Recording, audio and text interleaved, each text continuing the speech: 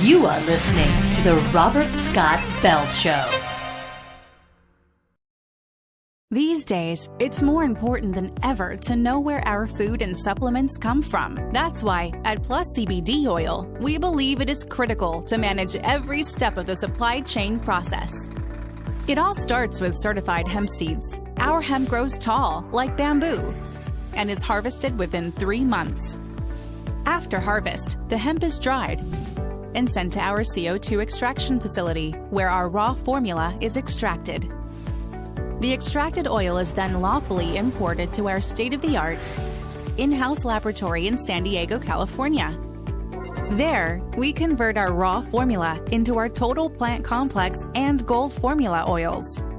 Our oils are then used to formulate our award-winning Plus CBD oil product line. The products are then tested for cannabinoid content and the absence of harmful substances. But we go one step further. We then send our products to a third-party laboratory to verify concentration, quality, and safety. After that, the products have finished their journey and are ready to be shipped to your local health food store. Because at Plus CBD Oil, we believe how you do anything is how you do everything. That's why, from seed to shelf, we are committed to providing safe and effective hemp CBD products for you and your loved ones. It's our promise to you. Learn more about our commitment to full traceability at pluscbdoil.com.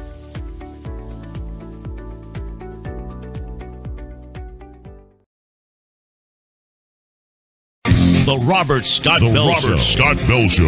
I listen to get accurate, up-to-date information. I've learned so much from him. It is awesome. It's the best entertainment that I've found. You rock the health world. Keep it up. I love you. Now, the voice of health, freedom, and liberty, here's Robert Scott Bell. All right, cranking it up on a Friday. To get through the weekend, you got to come through me. The Robert Scott Bell Show is on. Super D is going to make it sound so good. We got a lineup of guests. Like I've never had so many guests outside of being at an event. Like, for instance, the NOCO Hemp Expo coming up at the end of March. Tomorrow's the last day of February if you're watching live today. But we've got a lot of great stuff ongoing and upcoming. I'm just going to give you the overview. We've got Kevin Tuttle and Tia Severino from Atlanta. They were just at the ACIP meeting at CDC. We're going to play some video and talk to them about their presentation. We have Michelle Cotterman. We're going to talk more about health freedom in Ohio. Also, some more about the testing for the so-called coronavirus. We've got Sallie Elkordy, our resident activist in New York City on the vaccine front. There's an empty stroller. We're going to talk about that. And to start out, my good buddy, he's been It's been too long since we had this guy on. Josh Hendrix is back on the Robert Scott Bell Show from CV Sciences. Josh, how are you, my brother? What's happening, RSB? I'm good. Good. It's good to see you. I know you're at a trade show in San Antonio. You were appearing on a John Deere tractor earlier. I was hoping for that shot, but now you're out in the hallway. I want to say this, and we were talking before we went on the air, Josh, about concerns about the coronavirus and all of that. My wife just told me, hey, I just was watching on the news, and there was a microbiologist that was being interviewed by one of the Fox News hosts, whatever. And he says, people aren't dying from the coronavirus. It's the same thing with flu. They die of secondary complications when their lungs fill up with fluid and they get pneumonia because of, now he says antibiotics. We need more antibiotics. We already have silver and things like that. So I'm not concerned. I don't want anybody to be concerned. Yes, take rational precautions. Don't be coughing and sneezing on people, but that's just common sense. So in order to protect yourself in the midst of the Expo West coming up, just go to the Sovereign Silver booth. If you don't have it, spray your silver every 15, 20 minutes, every hour. Keep enough selenium in your system, and Josh, you and your loved ones are going to be fine. Good deal. Nice plug for the Sovereign Silver folks at Expo. Yeah, exactly. They're probably going to be slammed because of this fear of the virus. As I said, I don't like to do fear porn. You know what I'm saying? Where everybody just freaks out. And I think, again, there's legitimacy to respiratory ailments and illnesses. But I think that the fear can be reduced by using something known as cannabidiol, CBD. And our friends at CV Sciences have it. So what are we looking at? Josh, can you hear me?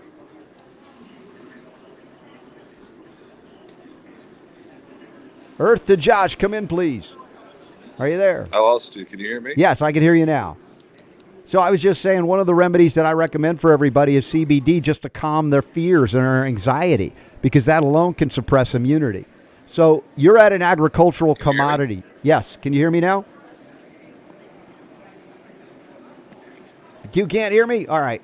Talk to me anyway about the agricultural commodity known as CBD. How has the regulatory environment shifted or changed, positive or negative? What do you hear going on out there? Are you back? Yes. Can you hear me? There we go. We're back. All right. I was going to ask you about the agricultural commodity known as hemp and, of course, the ingredient CBD. What's going on? Because there's always regulatory questions, and you're at a big show. Are people embracing it? Or are they putting it at arm's length again? What's going on? Well, so the show I'm at is actually the Commodity Classic, so it's more of an agricultural show to begin with. We're probably the only hemp people represented here. I'm here with the U.S. Hemp Growers Association, had a board meeting this morning. We have a little talk this afternoon. Lots of farmers definitely interested in hemp, or they're already growing hemp, depending on what state they're in.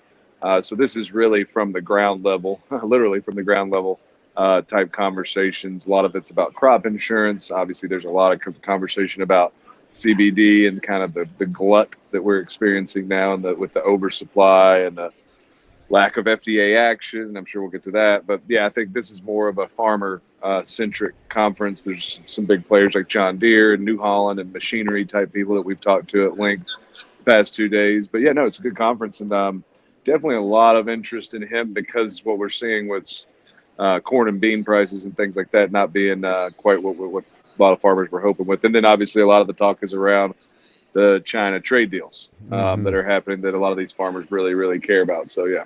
Yeah, it's with, again, coronavirus scare impacting the global economy, not just China, but also those who rely upon China to provide them with cheap stuff. Of course, that's a big part of this, and there's a lot of agricultural commodities there. In the show notes, we have links to the U.S. Hemp Roundtable at hempsupporter.com. I talked about USDA's improvements made official as a latest, some kind of good news from the USDA. We know there's confusion between them and FDA, but still, it looks like USDA is on board with hemp. It's not going anywhere in a bad sense. It's only growing. Yeah, I think, the USDA allowed for public comment on all of their, with the Farm Bill and the kind of their rules and regs that they put out. And I think they definitely heard from a lot of people that the testing only at DEA labs was kind of absurd. There's only 37, I think, in the country.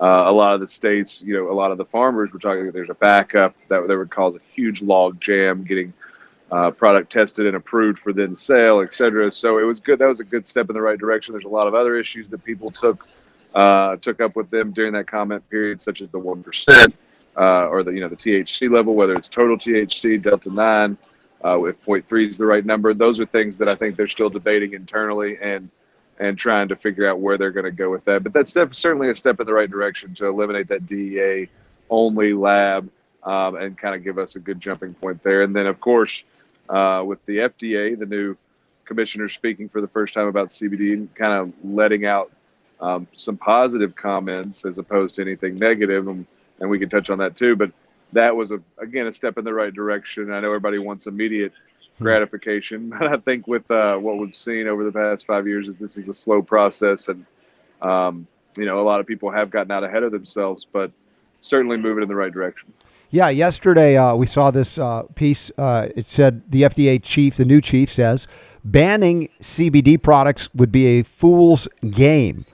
That's a significant statement of acknowledgement. Is like we cannot, even if we want to, put it back in the hemp bag, right? They're acknowledging that it's over, it's out there. Now we got to figure out what to do. Yeah, you and I have talked about it numerous times on this show and on my show. It's the toothpaste out of the tube analogy, right? Like you can't put it back in there. There's thousands of products being marketed. Now we have to get rid of all the bad actors and allow the good companies to flourish. And you do that by putting up regulations. We've U.S. Hemp Roundtable, all the members of that, CV Sciences, et cetera. We've all welcomed regulation. We want it. We've been asking for it. We don't want over-regulation, obviously, but we want some type of parameters to put on here so that we have an equal playing field with the folks that are out there. Maybe they're slick marketers. Maybe they just don't give a crap and they're out there just selling horrible, toxic stuff, and all they care about is money. But yeah, we got to put some parameters around this industry and really let that drive the market. And then hopefully farmers will have a better understanding of what the market potential is, how much hemp we need. And I think because of this CBD glut or overproduction, you'll start to see a shift, hopefully, towards some food and fiber hemp, which is where we really need it to be overproduced to compete it as a commodity. Absolutely. This is after Hahn was nominated to lead the FDA last year. Senate Majority Leader Mitch McConnell, who you've met with before, pressed him on the need to establish a regulatory framework for CBD products. He says, like many Kentuckians who are taking advantage of hemp's legislation, McConnell said at the time, I'm eager for FDA's plans to create certainty for CBD products. I think that's, if there's something holding it back, even though the FDA admits, Josh, that they can't put it back in the bottle, the uncertainty still is about the regulatory framework. Hemp is legal, it's USDA, all of that, but the CBD ingredient still has some problematic realities, I guess, to address from a regulatory framework. Yeah, I think, the FDA doesn't want to overshoot. Obviously, they want to protect and be, safety is certainly a concern of theirs. So I think people get caught up in the milligrams per serving. I think they're really more looking at daily suggested use, things of that nature. They don't, their worry is that CBD does end up in everything from drinks to food to cosmetics to everything. And all of a sudden you're using it all over your skin. You're using it in the shower. You use it as lotion. You take it at breakfast. You take it at lunch. You're drinking it throughout the day. And all of a sudden you're just flowing through the day with 300 milligrams of CBD. What does that do over a long term and the effects it can have? So I totally understand where they're coming from. But I do think that they are, Senator McConnell, and I've talked with him talked with his staff recently, they are getting a lot of pressure from the farmers. And the farmers are saying, look, this has to happen. And they're all blaming the oversupply of CBD on the lack of FDA regulation. I don't think that's the case. I think it'll certainly help. It's not the answer. But I think that they're getting the push from farmers is helpful because farmers can much easier pull at the heartstrings of legislators than, say, big corporations. Right. So that helps, and I think that's where you're seeing some of this movement come from.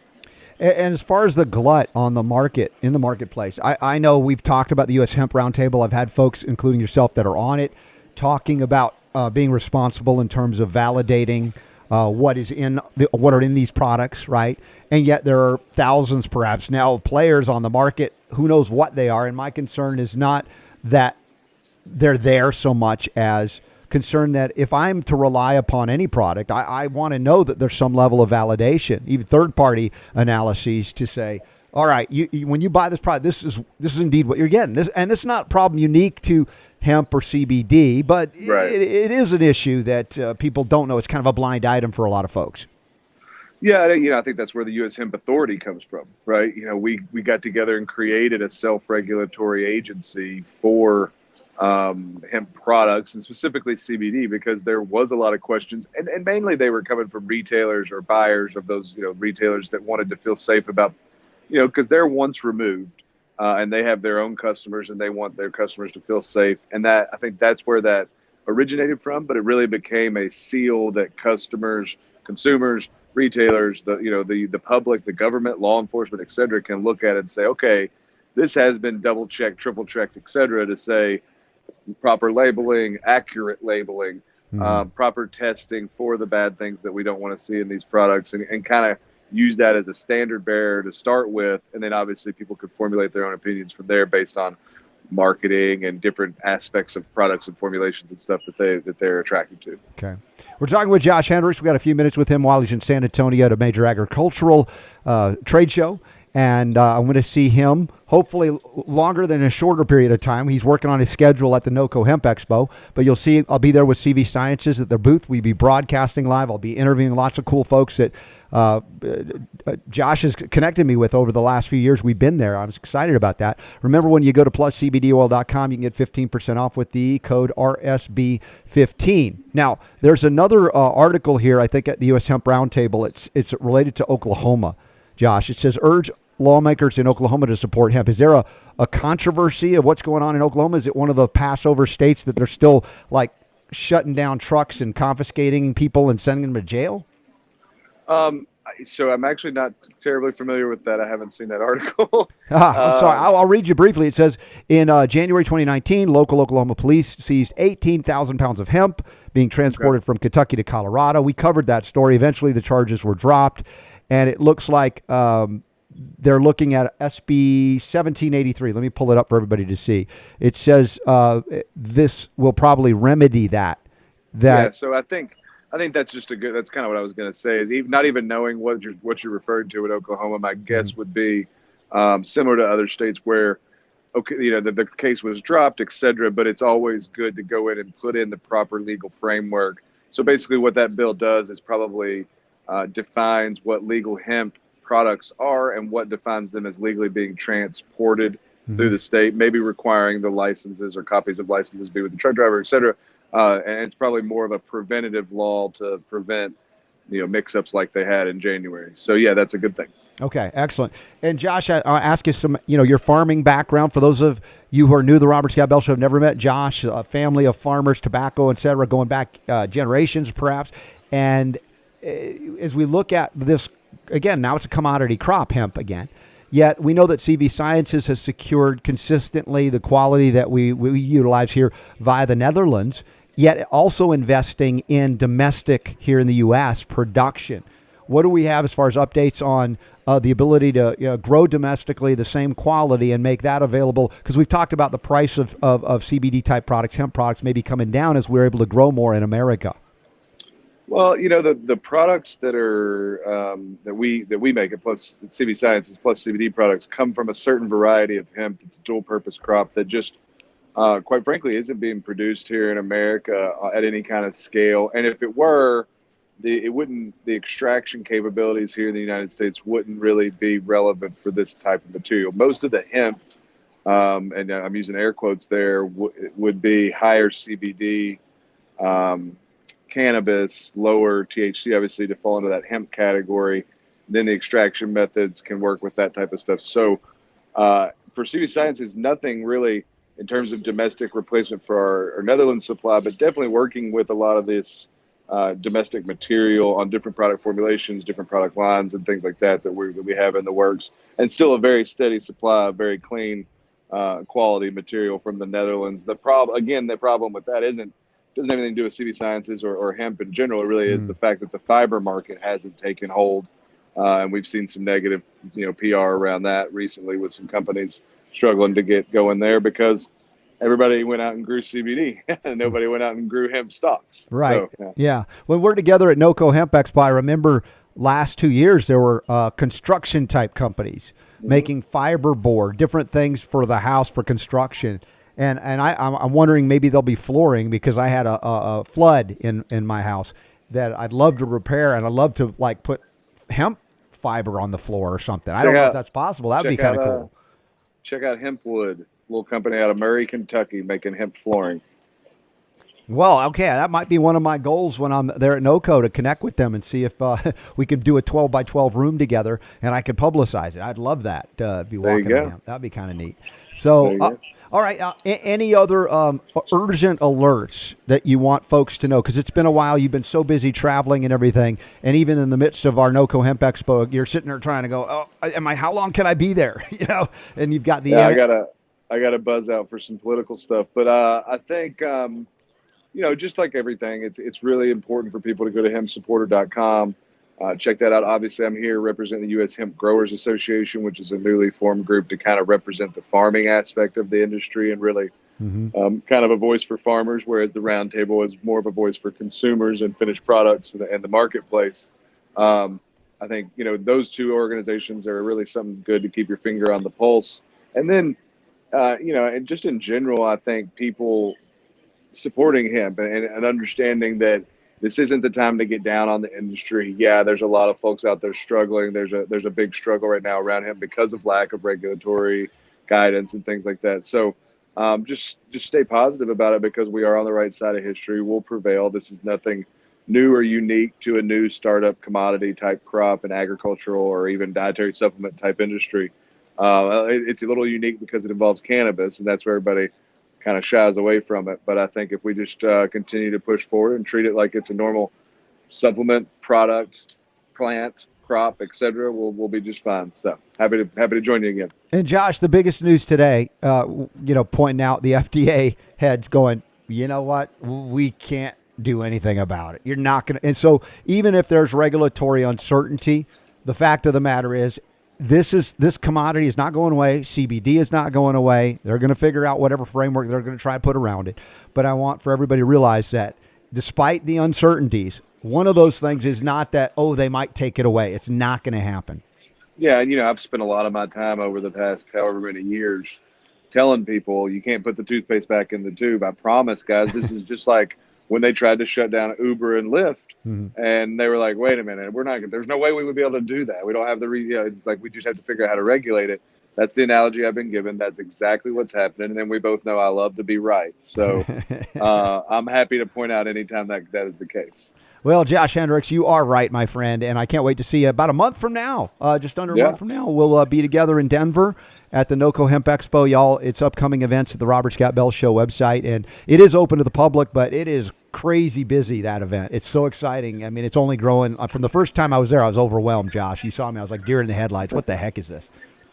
Yeah, it's grown. I mean, the first year they move facilities every year. Now it's actually in the big Denver Convention Center. So it'll be rocking this year. So I look forward to it. And we always have a good time doing this show and the Hemp Happy Hour as well. So that's right. The Hemp Happy Hour, Josh hosts, and you can check that out. Links in the show notes at robertscottbell.com. We'll check it out there. So, Josh, you heading out today, I guess, and you got to fly out. I mean, like I said, I can't keep up with you. Well, I'm halfway living in Austin, Texas right now, so it was easy for me to buzz down to San Antonio, but I'm heading back, and we've shipped everything as of today, but we're flying to California on Sunday. We'll be there for Expo, and then we got the baby on the way and all that jazz. So we're settling in.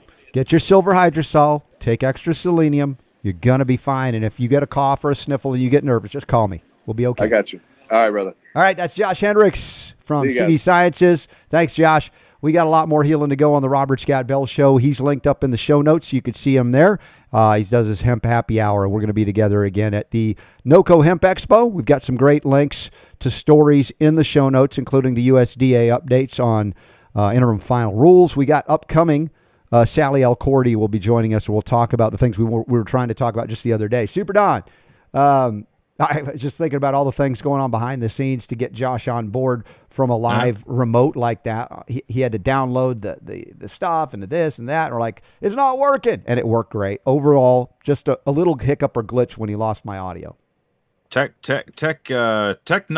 is an amazing thing, but sometimes it's also a pain in the butt. But we appreciate the fact that we've got the ability to do stuff like broadcast this show. So there's some stuff going on in the background. So we got just a few minutes here before we'll have Sallie Elkordy at the bottom of the hour. I want to mention that those of you who have signed up for the newsletter, they've been waiting for the newsletter to go out, talking about our next giveaway. It went out, and so make sure that you check your inbox. If it doesn't pop into the inbox, make sure you check your spam folder. Sometimes they can get caught up in there, or if you're on Gmail, it would probably be in your promotions folder. But that has gone out, and in that email are the instructions on how to enter the contest to win one of two different remedies that Dr. King has given away this month. The multi-strain flu relief and the lungs and bronchial relief. So the instructions are in the email, so make sure you check on that. What else was there? There was something else I was going to announce. What? Yeah, let me take a moment for this because we got a few minutes, right? We can do this. I was talking to you yesterday, and I was like, Robert, because what's happening is I'm going to, as a result of the Patreon support that we're getting, I'm going to be doing a little bit more upgrading on my situation here. So I've been kind of cleaning some stuff out, right? And as I was doing that, I came across this giant collection that I have accumulated over time of something I really just don't know much about, but it's just sitting here. So I think there's probably some people out there that probably are into essential oils. Maybe one or two, I think, right? Essential oils. I want some. And so I was just sitting here and I'm like, I've used a handful of them over time, but I use them like for all the wrong reasons, right? It's like, you can use them to help with this, condition and, this health and stuff like that. I took all like the smelly ones and I use them as like air freshener. So people can get irritated with me about that if they want to, but I've got like, I was doing the math last night, and on the retail value of these things, it's almost like $400 worth of essential oils that I've just had sitting around. They're certified organic, so they're like really high quality. And I was thinking I'd like to figure out a way we could do a giveaway on these things. I mean, I've got them like sitting here in front of me right now. I mean, I've got like tea tree, rosemary, oregano, clove, eucalyptus, holy basil. Are you wanting to give away like $400 all at once, or you want to do? And do you want to do it through our Patreon supporters to give them an extra thank you? Listen, the Patreon supporters go a long way in helping us do the things that we need to do here and cover the cost of the show and stuff like that. So I was thinking maybe we could do this as a Patreon giveaway.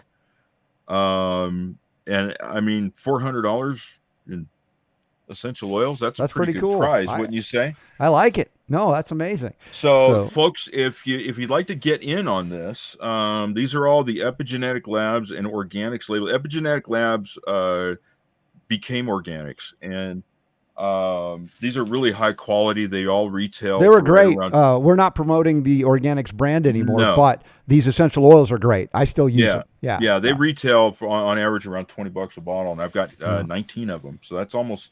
And there's a couple of them here. They've got like these synergy blends where it's like a blend of several different kinds. I've got frankincense too, and that's a spendy one. So anyway. What I'm thinking to do is I'm going to put these together all as one prize. So you're getting about $400 worth of essential oils here. And I think we're going to do that giveaway on Patreon. And so if you're interested, and if you don't know what we're talking about as far as the Patreon goes, what it is, go to the website. Yeah. You can click on it. And for as little as $4.99 a month, that goes to support the show. And then our way of saying thank you to you would be do this giveaway. So if you guys are interested in something like that, let me know. Okay. And I think we'll put that together. Maybe do that next month sometime. Right. Lost episodes available to Patreon members, including Ron Paul, Patty Finn, Andrew Wakefield, the full-on Vaccines Armed and Dangerous audio episodes that I did with John Rappaport 10 years ago, still just as valuable today, maybe even more so.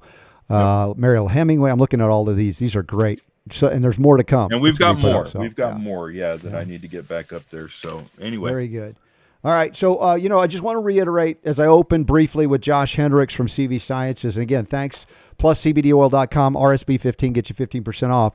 The microbiologist or something like that my wife said was on, and she saw the interview, and he's like, once again, you're not dying from coronavirus. Same thing with flu. You're not dying from flu. You're dying from secondary complications of these things. And by the way, Sallie, if you can hear me, can you reconnect? Because I see that you're connected, but I don't have a visual on you like when we did it in rehearsal. So I'm going to disconnect Sallie, and she's going to reconnect. So when we come back from break, everything will be good. Let's see. I just want to reiterate that my argument isn't that people aren't having respiratory ailments, illnesses, and that people aren't dying. I have to keep saying it because people think just because I'm not buying the coronavirus party line that I'm a denialist of respiratory ailments. I am not. Those things are happening. But every time that they come up and they say, oh my gosh, the coronavirus, we found it again. They're now finding coronavirus in people that have no known vectors of transmission with people in China, which tells me that this is not a novel new scenario. Coronaviruses are ubiquitous in the human genome, just like a lot of them, and they're mostly colds and stuff. There are other aspects of the law of the terrain that make you vulnerable to this or any other scenario, whether it be bacterial, viral, fungal. Although viruses, again, one day we'll look back and say we were all wrong about viruses. Despite that, I said secondary issues are respiratory ailments that are compensatory when your liver and kidneys and excretory system is congested. This is due to mineral deficiency, selenium deficiency particularly, hydration issues, chronic low-level dehydration, lack of movement, right? Lymphatic movement and flow, exercise, general health questions and issues that we cannot overlook, but they want to make it so you buy in to the terroristic new virus. Suspicions of whether it being weaponized or from a bat. I mean, all of that just serves their purpose to keep you confused and in fear. Don't be. You want to protect yourself from any virus if you're worried about it. As I said, selenium. Preferably innate response because it's 100% whole food. You're not going to, get in a problem taking too much. And then, of course, the silver hydrosol is vitally important because ions of silver are virostatic. They stop viral replication. And beta-glucan. Better Way Health has the beta-glucan we use to modulate the immune system, strengthen it, because it's always about your immune system too. And then, again, nebulizing the silver if you have a lung issue to neutralize it there. As the microbiologist or whatever on Fox News this morning saying, we need more antibiotics, we need more powerful. No, you don't. We already have nature's most powerful antimicrobial substance, silver. And that ion form in the bioactive silver hydrosol is enough to neutralize even the worst pneumonias. I've seen it, witnessed it time and time again. So with that, we're going to take a break here, and we'll be back with our favorite activist from New York City, Sallie Elkordy. She's going to tell us about a number of upcoming events, also a calendar of events. But what is this empty stroller thing she's talking about? And how can you participate? We'll find out from Sallie out of New York City coming up next on the Robert Scott Bell Show, the place for health, freedom, and healing liberty.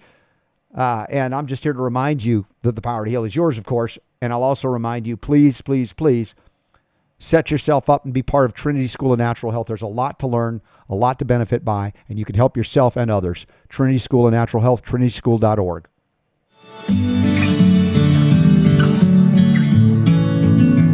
Trinity's Certified Aromatherapy Specialist Program builds a solid foundation for clinical aromatherapy use. You will understand the chemistry and synergy of essential oils and how to safely and effectively use them with yourself, your family, your clients for body, mind, and spiritual balancing. In this course, you will learn how to safely integrate aromatherapy within your practice, how to create the most effective blends combining the art of plant synergy and the science of organic chemistry, research-based findings on essential oil interactions and the therapeutic uses for physical, emotional, and spiritual balancing, and how to utilize other aspects of aromatherapy beyond essential oils can enhance your methodology. Aromatherapy is a fascinating art and science. Each essential oil has an array of incredible healing properties, uses, and effects. If you have any questions or feel this is the right program for you, please email or call us today and get started on your journey towards transforming the world.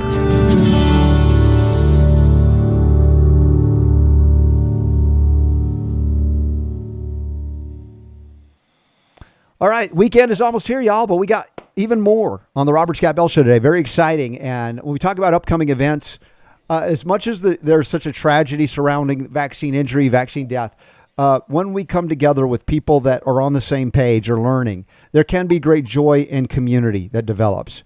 And someone who's been trying to generate and develop that community further in outreach on a very difficult subject, vaccine injury, is Sallie Elkordy. She's joining us now from New York, and she's back, and she looks great. Sallie, welcome. Thank you very much, Robert Scott Bell. I appreciate being on your show again. We have a lot happening. We're doing the 2020 Vaccine Clarity Tour, 20-20 like Vision, Vaccine Clarity Tour. Before we got our poster made, which has 20 events for 2020, Oprah came out with a 2020 Vision Tour. I'm like, oh boy, we haven't even gotten all our events down. And I thought, isn't this ironic? However, I know Josh Coleman has been tailing her with all of the signs. We had him on yesterday, in fact, talking about it. Yeah. Okay, because we are celebrating him this year because we are blown away at his level of activism, Yes. Anyway, so the first event that we have upcoming is the Empty Stroller Walk, which I believe this is the 4th year we're doing since 2017. And I had interviewed 10 parents of children who had died post-vaccination in just 1 week. And it rocked me because up until then, it had only been 2 parents a year, 1 or 2. And it takes a lot of courage for these people to get over their grief, first of all, to be willing to speak about this, or able to speak about this, and then a certain level of courage to draw attention to yourself in regard to it. So to have 10 parents, in 1 week want to speak to me about this was quite astonishing. Several of them were parents of preemies, and I know that that preemies are extremely vulnerable.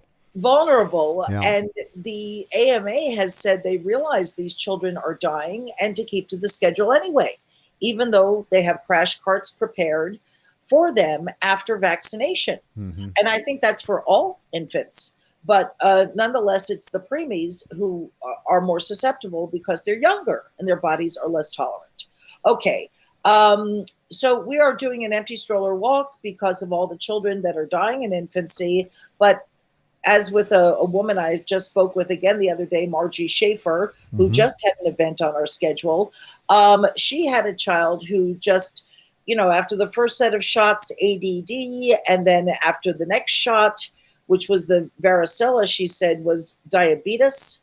And then after the third shot, which was hepatitis B, leukemia and death. So, you don't have to be an infant to be taken down by these vaccines. And there's an accumulation in your system that even if you do detox, it's better if you know how to detox. And Robert would probably be the man to talk to about that. I certainly am not. But, and the Trinity School, by the way, I did write to them because I wanted all of my family to go there for Christmas. I thought this would be the ultimate Christmas present. But because it's not a Department of Education approved whatever, the pot of money that I had, they wouldn't let you use it. Isn't that interesting how government prohibits you from utilizing your money the way you want to help people in education because it's not approved by, guess what, the same government that approves and mandates a toxic pharmaceutical product that carries no liability? Well, I was ashen. I was so excited to offer it to all the young people who have yet to get married and have children of their own. I thought, what a wonderful basis for them to go through life with this body of knowledge. And so it didn't happen. I wonder if there's a way to set up a charitable subsidiary or intermediary that would say education support that would allow that to happen, because there's always a way to circumvent the limitations that government places on us. Right. Well, that certainly is a limitation. I'll say that.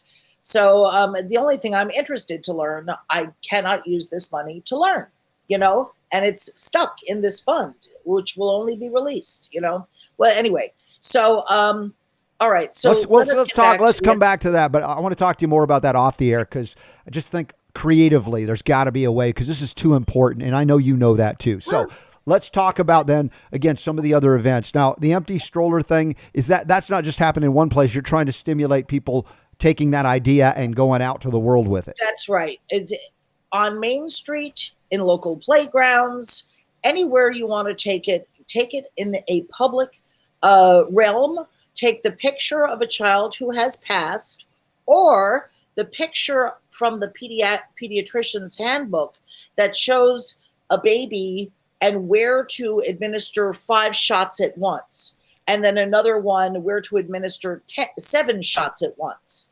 I thought if you pin that to the back of a stroller, if you don't have a photograph of a child who has passed from vaccines, and I have plenty of them too, that would be a good way to start the conversation. You know, how can a child survive this level of assault? You know, anyway, and then you use the seat of the stroller with cards and pamphlets and educational materials.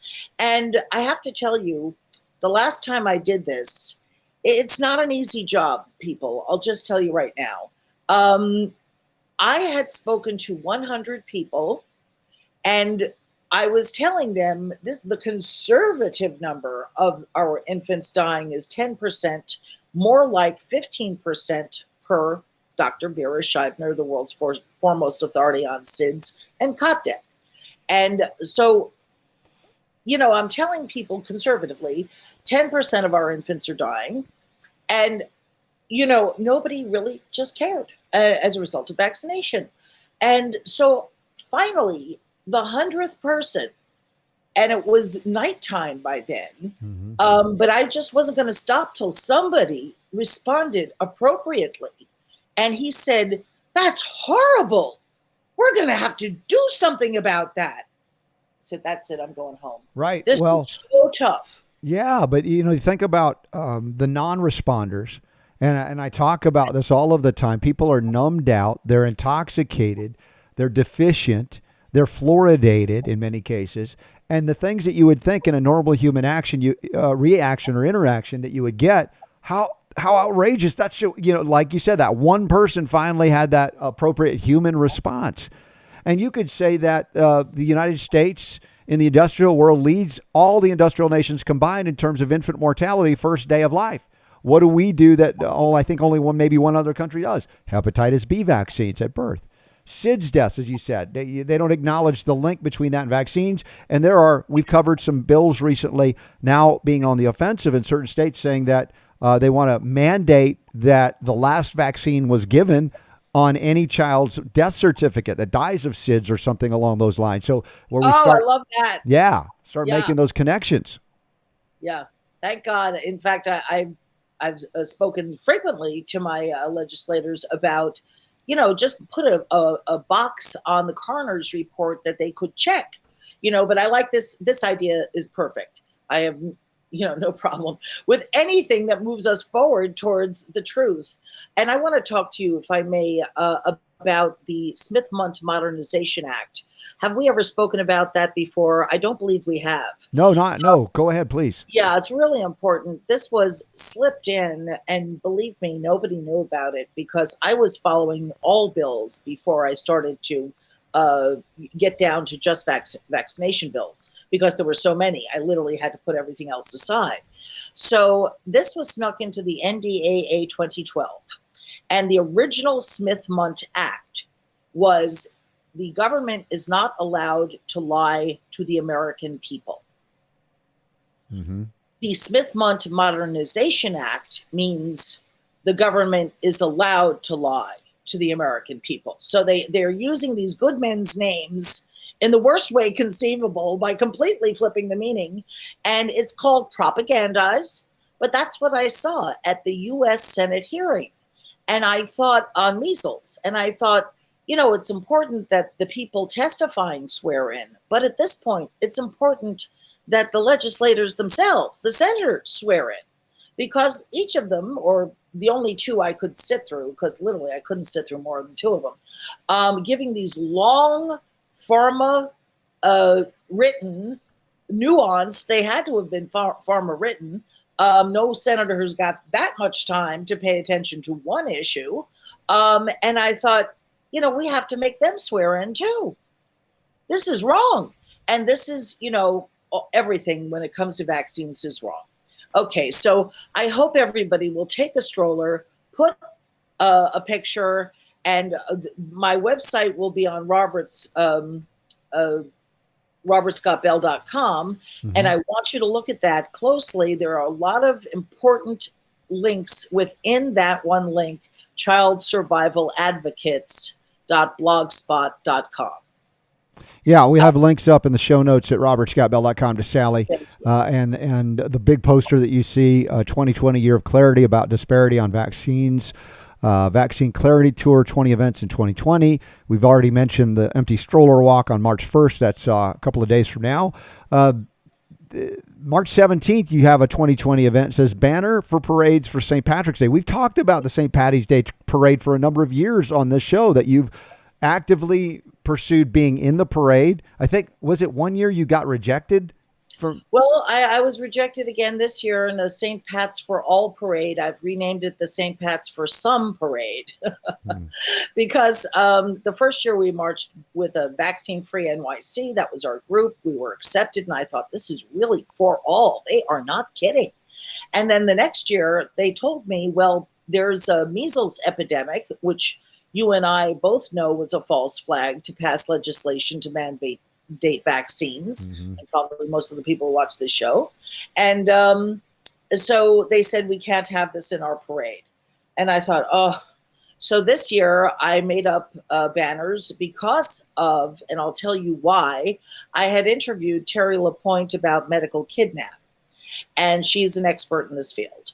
And then when I got off the phone with her, I was talking to a friend who lives in Brooklyn who said while she was in the emergency room, a mother had come in with her 3 children for herself, not for her children. She was approached and said, have your children received the flu shot? She said no. They said, we're going to give your child the flu shot. She said no. Her children were then confiscated, put in a car, and driven away. Now, so I made up something called Honor Parents' Rights. I have banners that read Honor Parents' Rights. That, coupled with the fact that our exemptions have disappeared and is causing untold distress to so many parents who cannot no longer send their children to school. And many of the children who are already vaccine injured are regressing. That's not a non-issue. One woman who went to the school and said, I can't send my children to school now. Can you provide me with educational materials? She was told, they reported her to CPS for educational neglect. No, she's paying her taxes and they go towards education, and you can't even give her some texts to pursue the education at home now? Mm-hmm. You must report her for educational neglect to CPS?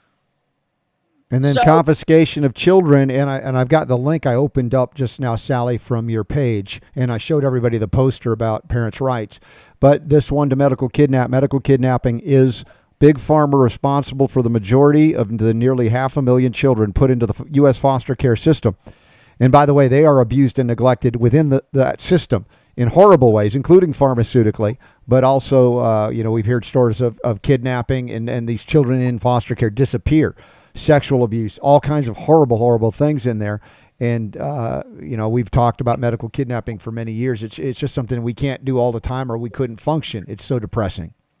Right. Well, the kids who actually need to be removed from the home, they are left because they're not adoptable, according to Terry. So it's the kids you actually want to rescue that are not rescued.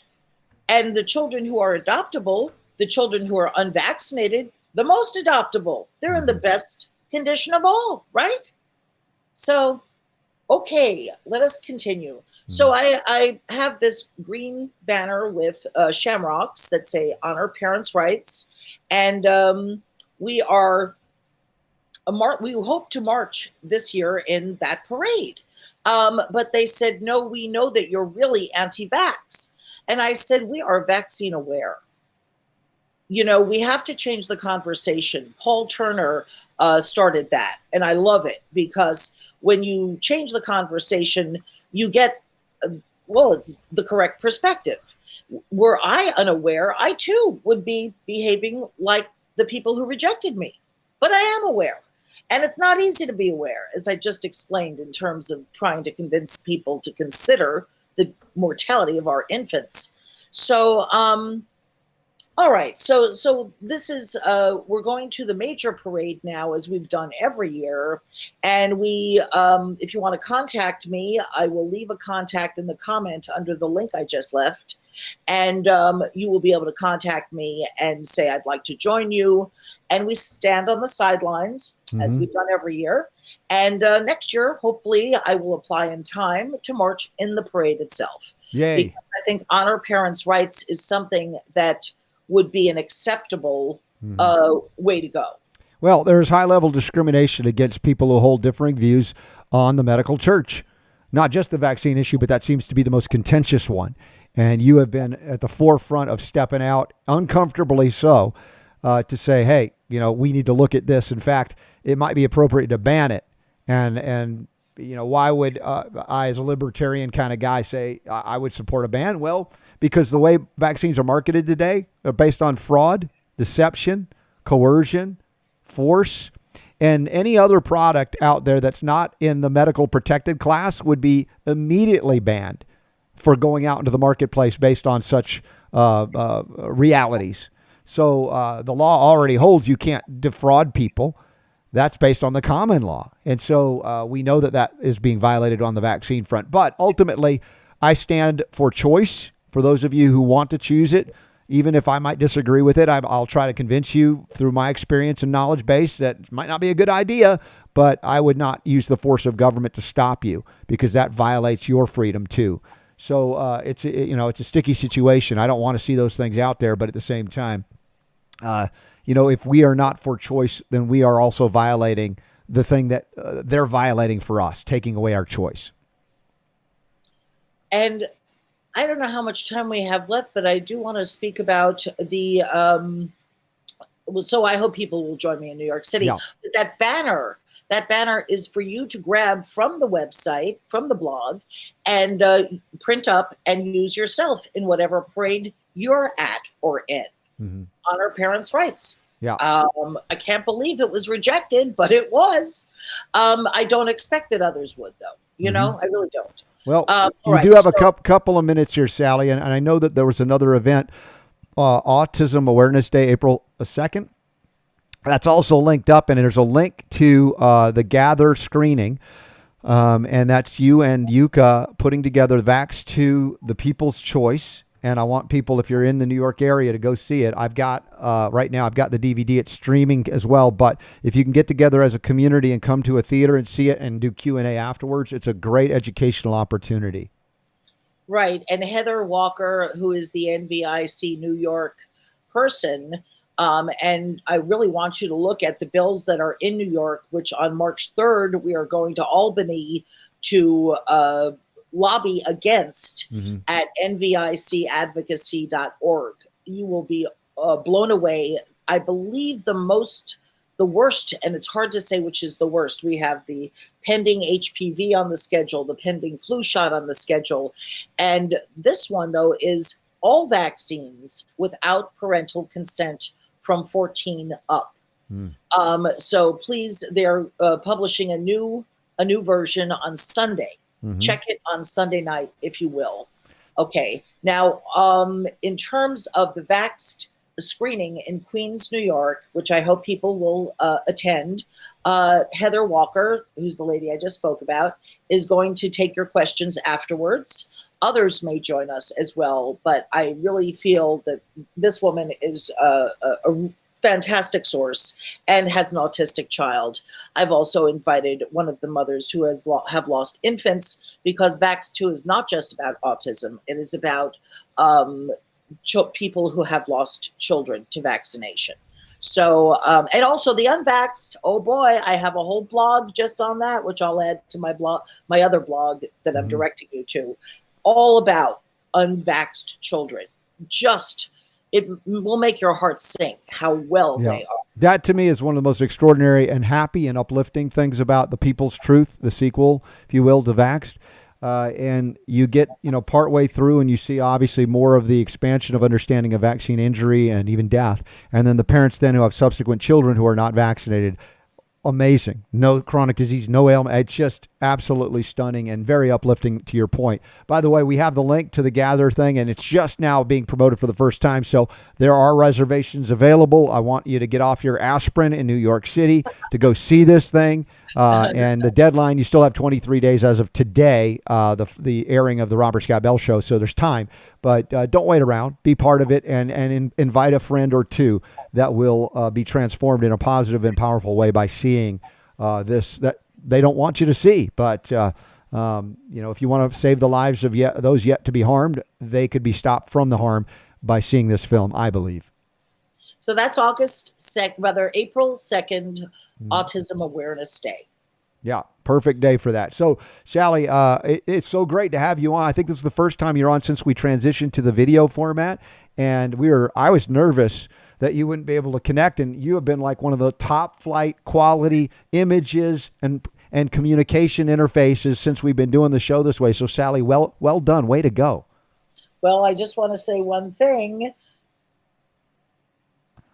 Go ahead, bring it up, right up. There you go. Outlaw vaccines, because they are outside of the law already as it is. That's very true. Well, Sherry Tenpenny said that on Alex Jones, and my heart sang. I was like, thank you so much. With all the exemptions being removed and nowhere to run, nowhere to hide, and the coronavirus, ramping up a vaccine for all. Yeah. People have finally come to where you and I have been for quite some time, Robert. Mm-hmm. And yes, I understand choice. Choice is the minimum requirement. Why are they even offering these toxic injections? Because only 1% have ever utilized them here in New York. Mm-hmm. So we look towards a very bleak future. We could say we're not big fans of the totalitarian police state, are we, Sallie? And well, putting it mildly, I'm honestly, if you're going to be totalitarian, do it for the people's benefit. So anyway, yes. So there are so many other things I'd like to say. I'd like, when we go to lobby, there are going to be pediatricians there. I'd like to talk to them about if we can start a fund to pay off their school loans, because most of them will be interns and students. If we can start a fund to pay off their school loans, will they promise not to inject children? Well, I get the sentiment. Obviously, it's sad that we would have to bribe them to not poison children, right? I mean, that's just disgusting at that level. But we know also that even if you pay off their loans, which is a big concern that they have if they do something outside of their quote unquote standard of care and they come out, they're still going to come after their licenses. And so there are dilemmas there, because modern medicine is established as exalted status by accepting certain privileges. With those privileges come strings. Those strings are attached to big pharma and big government and big media. And if you dare stray outside of the vaccine paradigm, man, they're coming for you. As you know, you'd be Wakefielded, anything like that. So there's a lot of not only economic pressure, but societal and peer pressure. And, the allopathic community, one day will have to pay for this. And all those who are in it will have to do penance for the damage that they've done to children all over the world.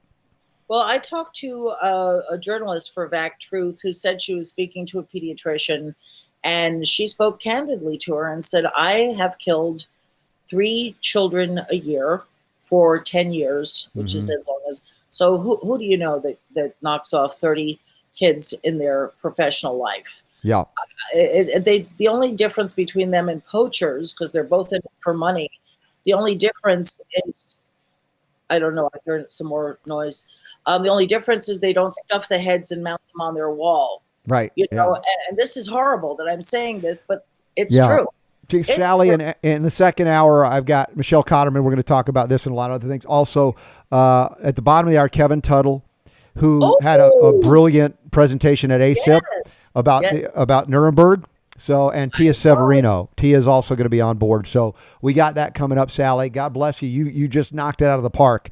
Your first appearance since we've been doing this video format. Thanks, Sallie, for all that you do. You know, we love you and appreciate you so very much. Cheerio. Yes.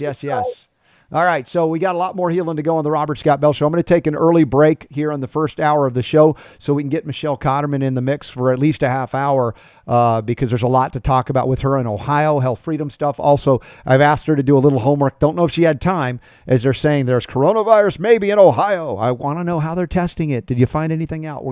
I'll ask her. And she's not running away, so chances are she may have found out. We're going to find that out. So stand by. We got a lot more healing to go. This is the Robert Scott Bell Show on naturalnewsradio.com, robertscottbell.com. Give us a thumbs up if you're watching on YouTube. You know who you are. Helps us to share the show. We'll be right back.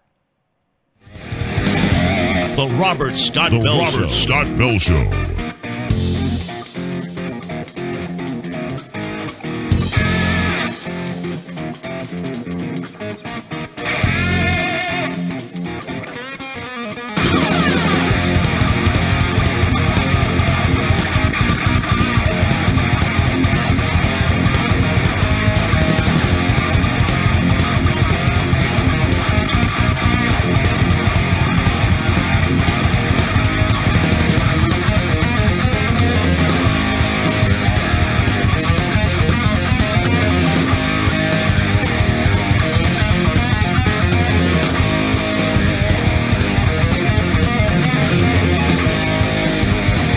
Robert Scott Bell Show.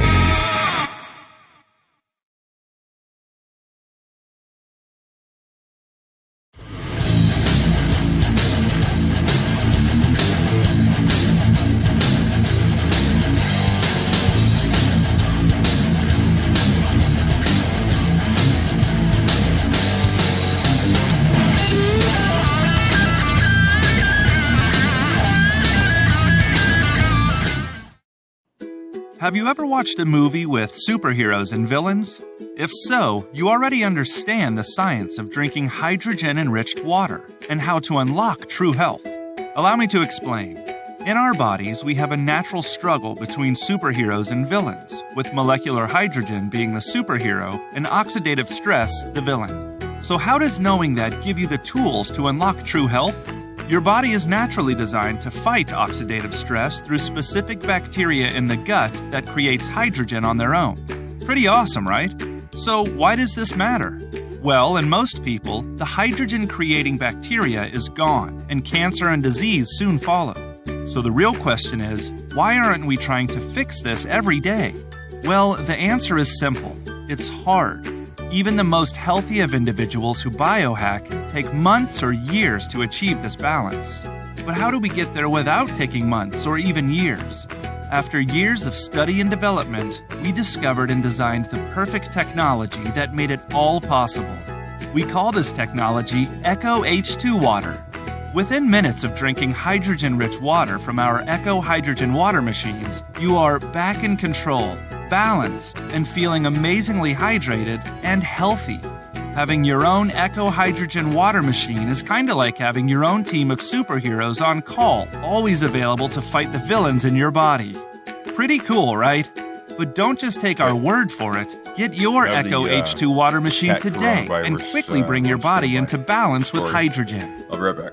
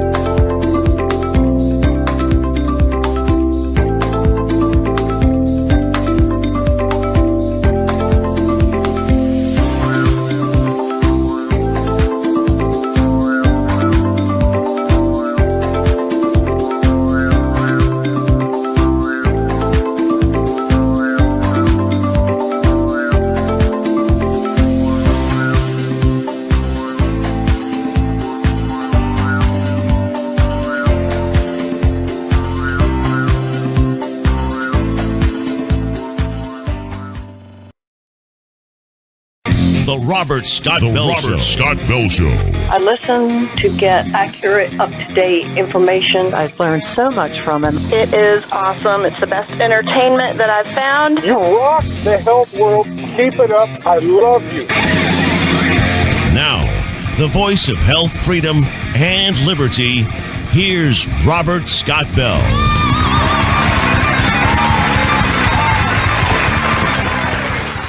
All right, y'all, hour 2 of the Robert Scott Bell Show here, heading into the weekend, and we're trying to make a good connection with Michelle Cotterman. We've got lots always to talk with her about health freedom in Ohio, a great example for the rest of the country, the people in it.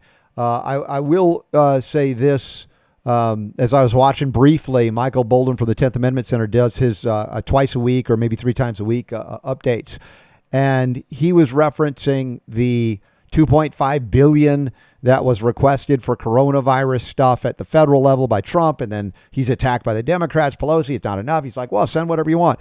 But there are those that have said, and he reported on this, and I don't know if you saw this, Super Don, but it reported that like Pelosi and Adam Schiff in the House are wanting to tie these coronavirus funds or fold something in that is the continuing authorization for spying, NDAA stuff, that for those of you who think the Democrats are on board with protecting your privacy, if they don't get a clean up vote on resolution to continue spying on Americans, they are going to try and tie that into coronavirus funding, which would be... That's a stretch. Yeah. What? It'll be politically untenable to say no, because then they'll go, if Trump says no, I'm going to veto it, they'll go, see, you're not protecting us from coronavirus. So this is the game that's played, y'all. Not that Republicans are better on spying necessarily, but the point is, if you think Democrats are the opposition party on the growth of government and protecting privacy, you're on heavier drugs than I care to mention. And so that's a big issue. And I appreciate Michael Bolden for bringing that up. Let me see if we can bring Michelle. Let me see if I can bring her into the mix here. Wish me luck. We're going in. Michelle Cotterman, are you there?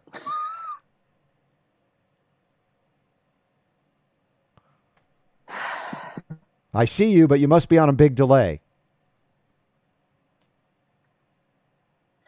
Yeah, I don't know if I'm going to be able to fully hear what you're saying. I don't know what's going on here. I'm right by Wi-Fi, so it should be a pretty good signal. Can you hear me?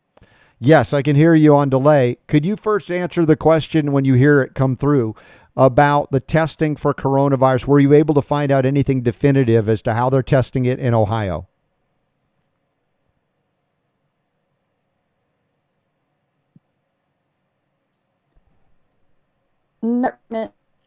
Page, if they're using PCR testing, they just say that they are testing people who have respiratory infections that have had contact symptoms start with someone who has been to China, but they don't really reveal what that testing is. So that would require an email to the Ohio Department of Health to specifically ask what that testing entails. Okay, I'm going to go ahead and not mute you, but I'm going to black out your picture if that helps us to get audio a little bit better. We have hour 2 here to start. Michelle Cotterman from Health Freedom Ohio. They've been doing extraordinary work in Ohio and making relationships with the legislators, senators on the state level to protect what is left of liberty and or reintroduce legislation that provides for more freedom when it comes to health and healing. Michelle, what's the latest update? I see there's an article you wrote called "Ohioans Raise Alarm Bells Regarding Proposed Legislation."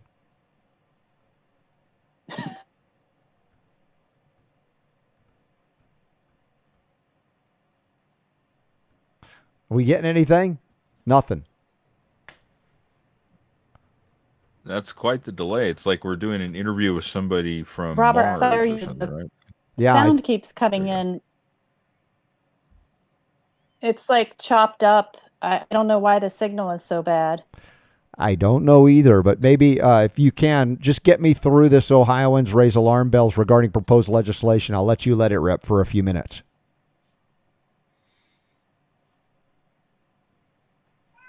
Do, do, do, do, do, do, do. I'm trying. Long distance transmission. I know. I can't. I don't know why I can't hear what you're saying.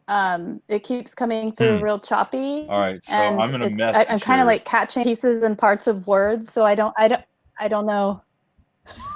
I don't know what you're saying. All right, Super Don, if you can message Michelle, maybe she could read it and chime in on this proposed legislation, and then we'll move on and we'll get her on at another time, for more intense discussion here. All right, she got the message. All right. Can you hear me? Yes. At all? Go ahead and talk about the article. We will. It's like talking to somebody on another planet. But so I know we're going to be talking about the article. I hope you guys can hear me. But we had a hearing on Wednesday for a legislation that was proposed. It's a Senate concurrent resolution. It's SCR 10. It's a concurrent resolution, an actual bill with language in it, is because back in the 80s, our legislative body put forth an extra check and balance. The director of the Ohio Department of Health proposes rule changes that affect reimbursement to the county health departments. It requires that the House and the Senate agree that changing. So we have this concurrent resolution, and the proposed language from the director appears to tie reimbursement rates to the county health departments to their ability to increase vaccination rates for children entering kindergarten, 7th, and 12th grade. So several Ohio citizens really testified, and we did receive confirmation from the chair of the committee that there was a large volume of phone calls and emails that were received from concerned Ohioans about this proposed concurrent resolution. And it was like they didn't even really know what the language was in the concurrent resolution, were proposing in the language to be changed. And there was a really interesting exchange that went on back and forth between the different senators. One of the sponsor of the concurrent resolution, Senator Peggy Lehner, she basically told us that our fears were unfounded and that we were quite silly to be concerned that they were paying people off to get vaccinated. So this is the same woman who in 2019 was considered remove and permissions to vaccines for our children to go to kindergarten, 7th, and 12th grade. So our fears are definitely not unfounded, particularly with who is sponsoring the concurrent resolution. All right. Well, in the show notes at robertscottbell.com, we do have a link to this article and the things that Michelle just mentioned. I apologize. Like I said, the connection's not as strong with as many guests as we had today. I was like, maybe we can get everybody in on this and it'll be 100%. And our friend Michelle, who's on as frequently as we can get her, she's so busy with work as a nurse and other things that she does as an activist, that it would figure that hers was the one that was the hardest to be able to decipher. But the article is linked up, and we need to coordinate somehow you plugging in through an Ethernet cable directly into your router if you have that capacity on your computer for next time, just to be safe.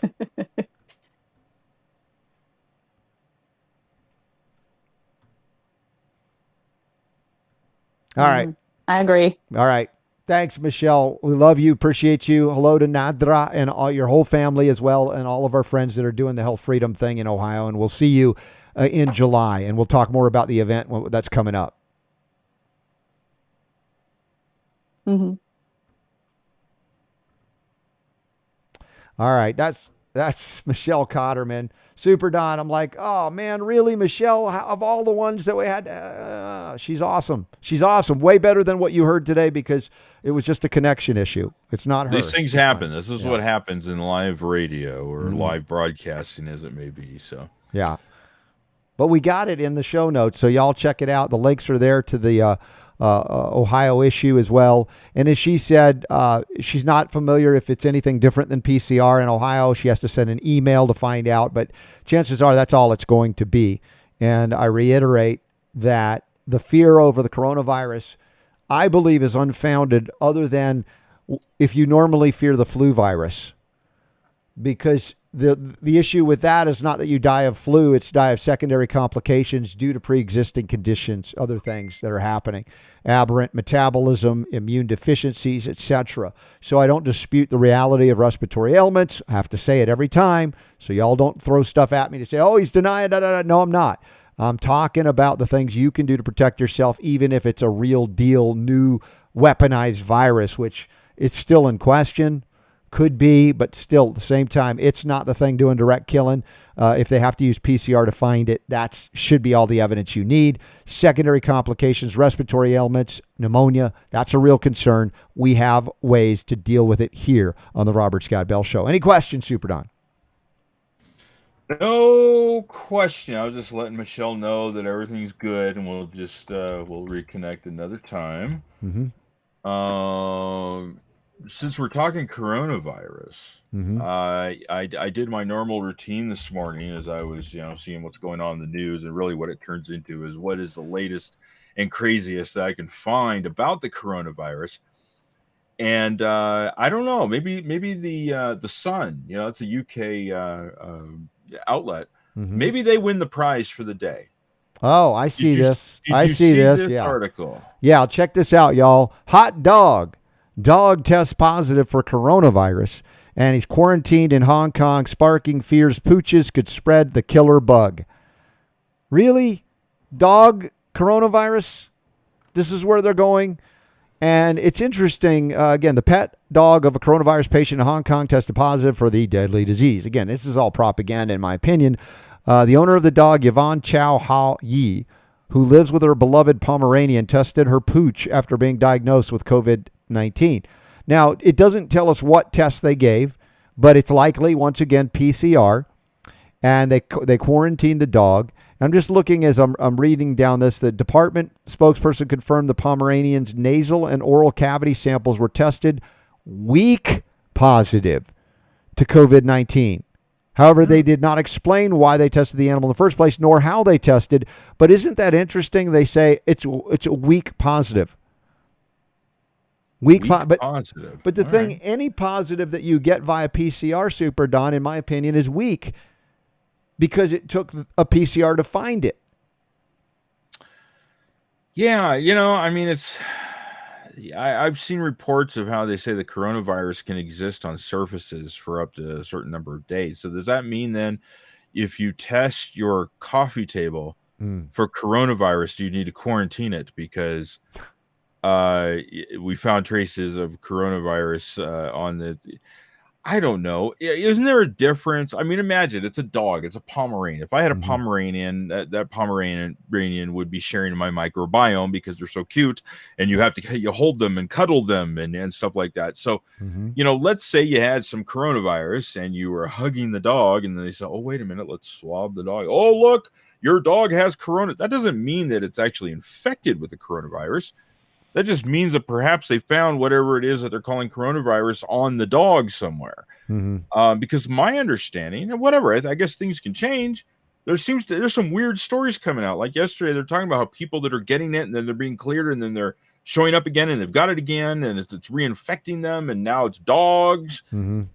I want to react to this and just go, these people are nuts. They're just, everything is the coronavirus. Everybody's going to die of the coronavirus. But at the same time, I have to look at this and go, at least prior understanding on this was that it was not something that dogs got anyway, you know? So it's so confusing. Professor Jonathan Ball of the University of Nottingham's Molecular Virology Unit said there is no evidence that the human novel coronavirus can infect dogs, and it would be incredible for a virus to make so many species jumps in such a short space of time. And then, here, I'm going to check this out, y'all. I'm going to bring this up so you can visually see what I'm reading here. We have to differentiate between real infection and just detecting the presence of a virus. These are very different. The fact that the test result was weakly positive would suggest that this is environmental contamination or simply the presence of a coronavirus shed from the human contact that has ended up in the dog sample. So why couldn't that? That's what I was saying. Yeah. Why couldn't that be the same thing in terms of every test for coronavirus via PCR? That's true. And listen, I'm sorry, but the Sun just jumped on this as an opportunity just to try and foment more, more crazy fear about it. Now people are going to be looking at dogs, right? Oh my God, dude! Dog have coronavirus? Did you hear what it said? We have to differentiate between real infection and just detecting the presence of a virus. These are very different. This has been my point all along, and it took some guy, Professor Jonathan Ball from the University of Nottingham, in his molecular virology unit, to say it's not enough to say that it's there. How do they determine it's there? PCR. PCR doesn't distinguish and identify rapidly replicating viruses. It is detecting that there may have been a time 30 years ago that you had a genetic sequence that matched up to the virus that they claim is now a new novel coronavirus. But the way it's being reported, Super Don, I can't make it up. I'm the guy who's got the voice of reason here. Every time somebody tests positive via PCR, it doesn't even mean that they're sick. And as they're saying here, asymptomatic, the dog is. Many of the people that are being detected with coronavirus, asymptomatic, and then they say, oh, it's incubating. Really? Or it could just be environmental exposure too, right? Yes, of course. Yeah. But if it's incubating, then there's a certain point in time where you should be able to go back into their blood if they become symptomatic and find millions of replicant copies of the virus. Nobody is reporting on that. Nobody that has it. If it's happening, why wouldn't they say it? That would be a slam dunk, because then even Robert Scott Bell will go, hey, look, they found somebody with rapidly replicating coronaviruses, and it's in the blood. It's everywhere. It's easy to find. It's easy to isolate. In the meantime, this doesn't meet Koch's postulates, KOCH, the 4 things you have, to prove that you have an infective agent that's causing it in every case. And in the era of, since HIV forward, they've thrown out Koch's postulates. It doesn't matter anymore. And so the mere presence of or contact with a coronavirus that they can isolate, no, not really. They can detect via this extraordinary measure of billions and billions of magnification factors of unknown genetic material to say, that's it, you're infected, you have the coronavirus, now you should be quarantined. I keep coming back to it. Is any of this getting through, Super Don, or you still think I'm off my rocker for being the guy that I claim to be, the voice of reason on this issue? I appreciate your point of view. I do. And it's one of many. And again, it's like we've talked about, and what I continue to tell people, we can come up with theories and speculations, base those on sound logic, and history and things of that nature. But ultimately, at the end of the day, what matters is, what are you doing to make sure that you are healthy enough to resist not just a possible coronavirus, but any virus. That's what really matters at the end of the day. It's so easy. I mean, I'm looking at Drudge right now. You got pictures of people doing face masks and thermometer things on people's foreheads, and we're seeing reports of the first drug shortage. Anthony Fauci is telling lawmakers that there's going to be many more infected. People are rationing toilet paper in Hawaii. A family got kicked off of an airplane because their daughter coughed. I mean, there's a lot of craziness going on right now. But ultimately, what matters is, how are you taking care of yourself and your family so that if something like this happens to come around in your neighborhood, you guys are going to be okay. Dr. Ravi says that dog probably ate a booger. That's how he got it. I love it. Dr. Ravi, you're awesome. You're so awesome. Yes. Oh, my gosh. No, this is somebody said it's a plandemic. It's a plandemic at this point. Like, there's an orchestration, there's a roadmap, there's a map to it. This is all planned. And I've said for years, you don't need a real virus. or even if you have one, it doesn't need to do anything. You don't have to catch it in the act of doing anything. You don't have to find millions and zillions of replicant copies in anybody. All you need to do is say, there's a positive test. Bingo, bango, bongo. It's a pandemic. I'm telling you, because there's no real reporter class. Medical reporters do not exist. And those in the new media, I mean, John Rappaport, myself, maybe a few others, who's pushing back on the narrative. Again, not denying respiratory ailments and people dying for that, but that happens every season and every year, like Chicken Little. The sky's falling. This is the big one. But you cannot disconnect from the law of the terrain, going back to Antoine Béchamp-Ford, to explain these pandemics when they do occur. To blame a virus is still buying into Pasteur's germ theory, which is not a rational explanation for how ailments, illnesses, diseases, infections occur. You have to be vulnerable. Yes, there have to be vectors of transmission if you're talking or arguing for something that you catch. But as we know, we have enough within us, even viral activity, we don't have to catch from anybody. It can spew out of our cells if we're under stress and depleted of selenium. And it can manifest as respiratory ailments when we have excretory congestion, liver congestion, kidney congestion, lymphatic stasis, and then it can manifest super done as pneumonia, which is when they argue we need more antibiotics. We already have the ultimate antimicrobial in nebulizing silver into the lungs. Right. Yeah. I mean, look, sickness happens. It just does. You know, if you've got, if Grandpa John, is vulnerable. Now, there are things that you need to do as a result of that, whether it's coronavirus or flu virus or whatever it is that's going around. So, protect the ones that may be vulnerable. Try and do something about it. I mean, to give you an example, just in the last week or so, for whatever reason, something has swept through my family, my wife, my son, my daughter, all four of the grandkids. They've come down. They had a fever, and the two girls got the croup. Okay.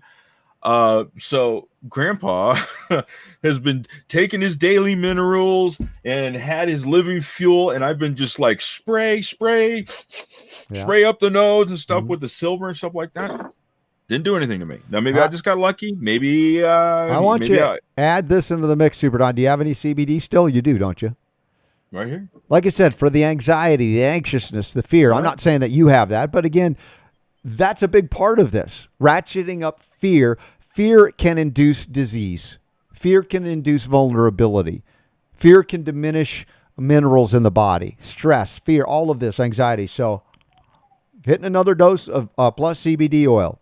My favorite right now. I don't have the cafe mocha right now. I've got the mint flavor, which I love. Yeah, I don't. I have the unflavored, I think. Is this the unflavored? Tough. This is the you can unflavored. Do that. I have some unflavored gold, too. That's not as much fun. Yeah.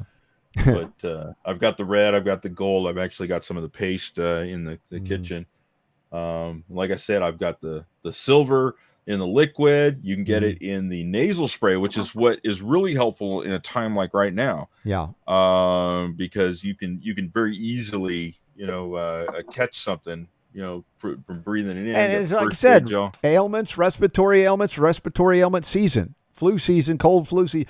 It's winter time in the Northern Hemisphere. This is normal. And you can do things to protect yourself.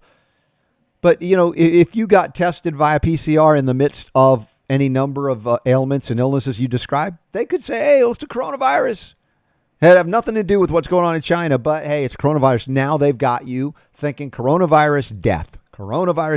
All prior to that, coronavirus, a cold. Just like Zika, since the 1950s or 40s when they identified it. Done nothing. Then they want you to tie it into microcephaly, shrunken head syndrome, birth defects. Not, a cover-up for corporate toxic poisons, larvicides, fungicides, pesticides, toxic pollution in China. These are the things that really make you vulnerable for what they find after the fact. Oh, it's a virus that I would argue is incidental or opportunistic based on the corruption of the terrain. Have you seen that there are TV doctors right now that are pushing people to go and get their flu shot to protect them from the coronavirus.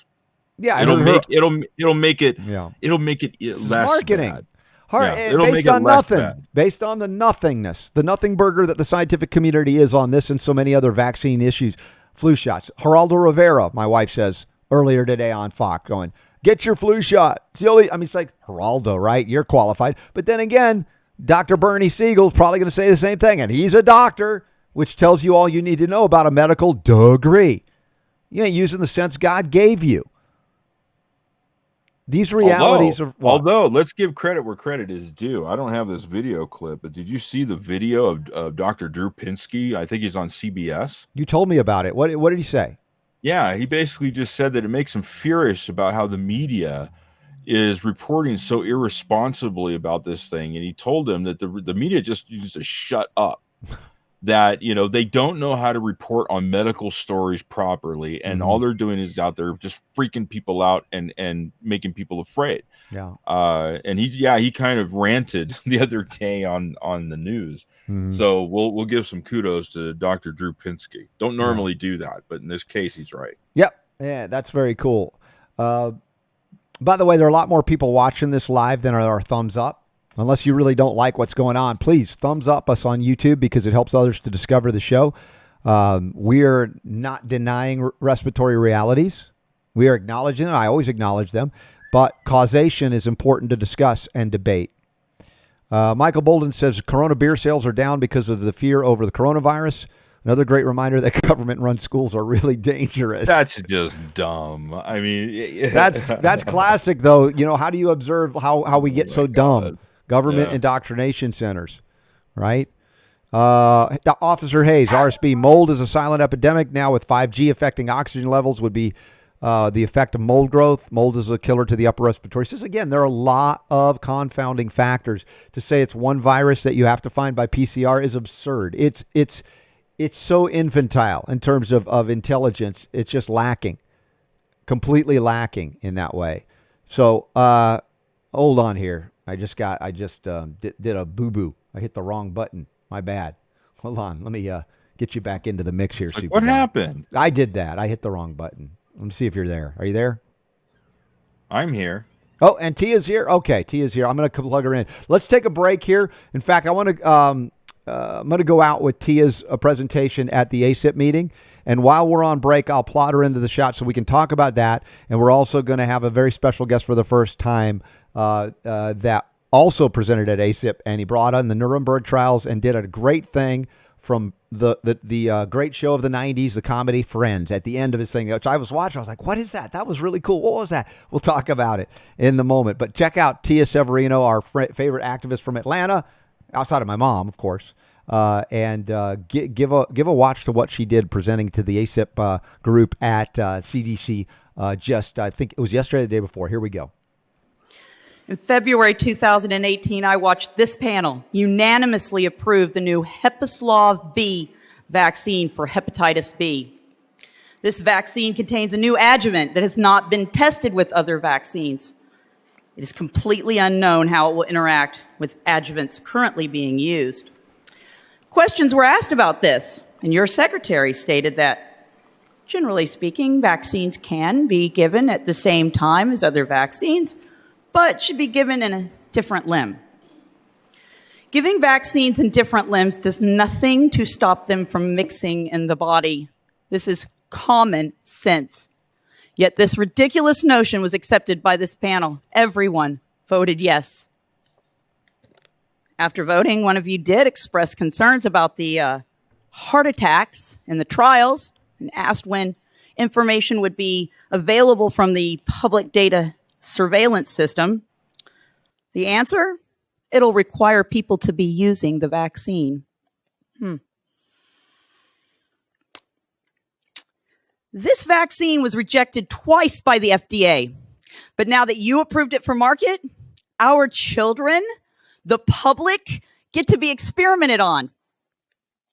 I have a problem with that. You should have a problem with that.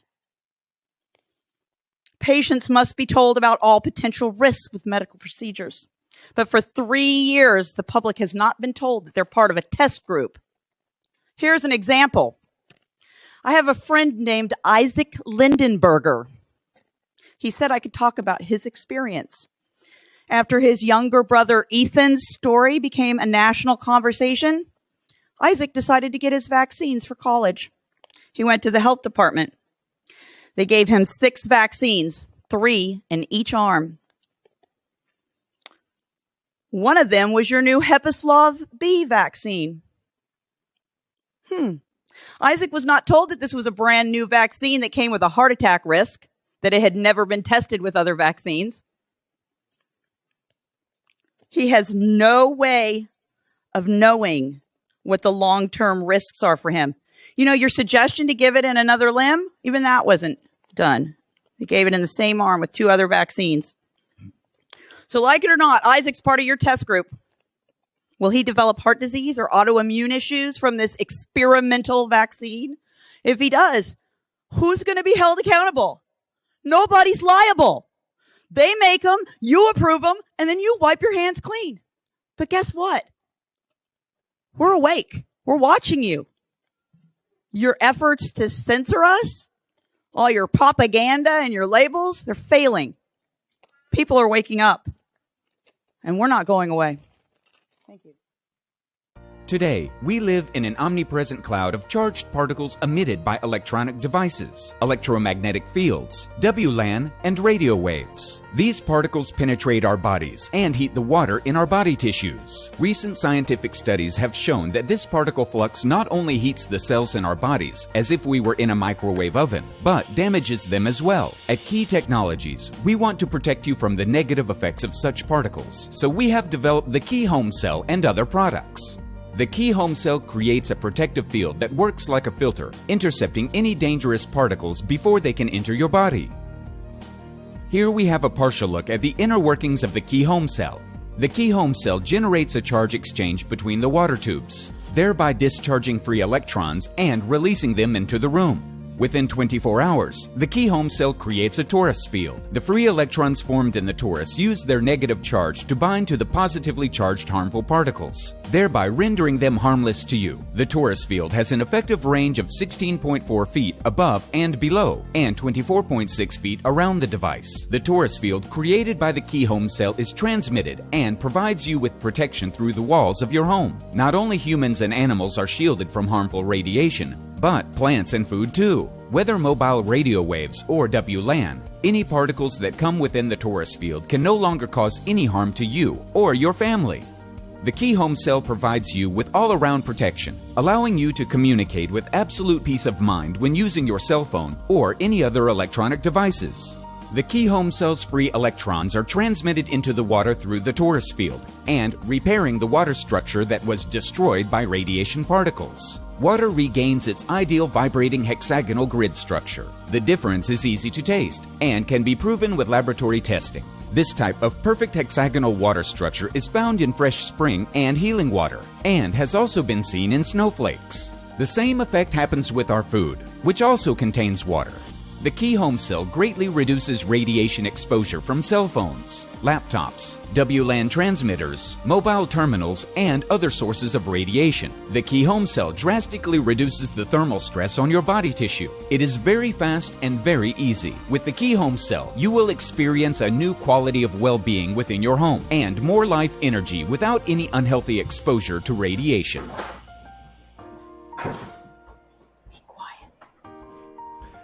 All right, y'all, here we go. The Robert Scott Bell Show is on, and man, what a great roundup of guests today. We're going to continue now, as you just saw her presentation at the ACIP Rubber Stamp Committee for the Vaccine Industrial Complex. Tia Severino out of Atlanta. Tia, welcome back to the Robert Scott Bell Show. Hi, Robert. Thanks for having me back on. You know, I love being a guest on your show. Yes, and Tia, I love it when you get to hang out with my mom in Atlanta. So thanks for She's amazing. You guys connect. Hi. So Tia, you slayed it once again. But as you know, you're reading and you're talking and you're presenting these things, and then these people, it's like they have no soul, right? They're like soulless. The way they hear it, don't hear it, and then they go ahead and vote for, hey, let's bring on the Ebola vaccine. I don't know what they did this time, but good Lord, it is not good. Well, I like to think that there are some people on the panel who are there for the right reasons and want to, promote health. It's just that their idea of where health comes from is very different than mine. I personally don't understand how they can sit there and look at the science that they examine during the meetings and make the decisions that they make. But the decisions are made before the meeting. It's much like what you see in the political and in the legislative arena. It's theater. They've all already done the discussions have already taken place. This is just the public presentation of the discussions and the decisions that they've made. But I do hope and pray that there are some open hearts and open minds that are actually listening. I did notice yesterday on the second day that they did honor David Solomon, who was injured. He caught polio from the oral polio vaccine, and his father became an advocate for the transition from the oral to the intravenous polio vaccine. And they honored this young man. He passed away.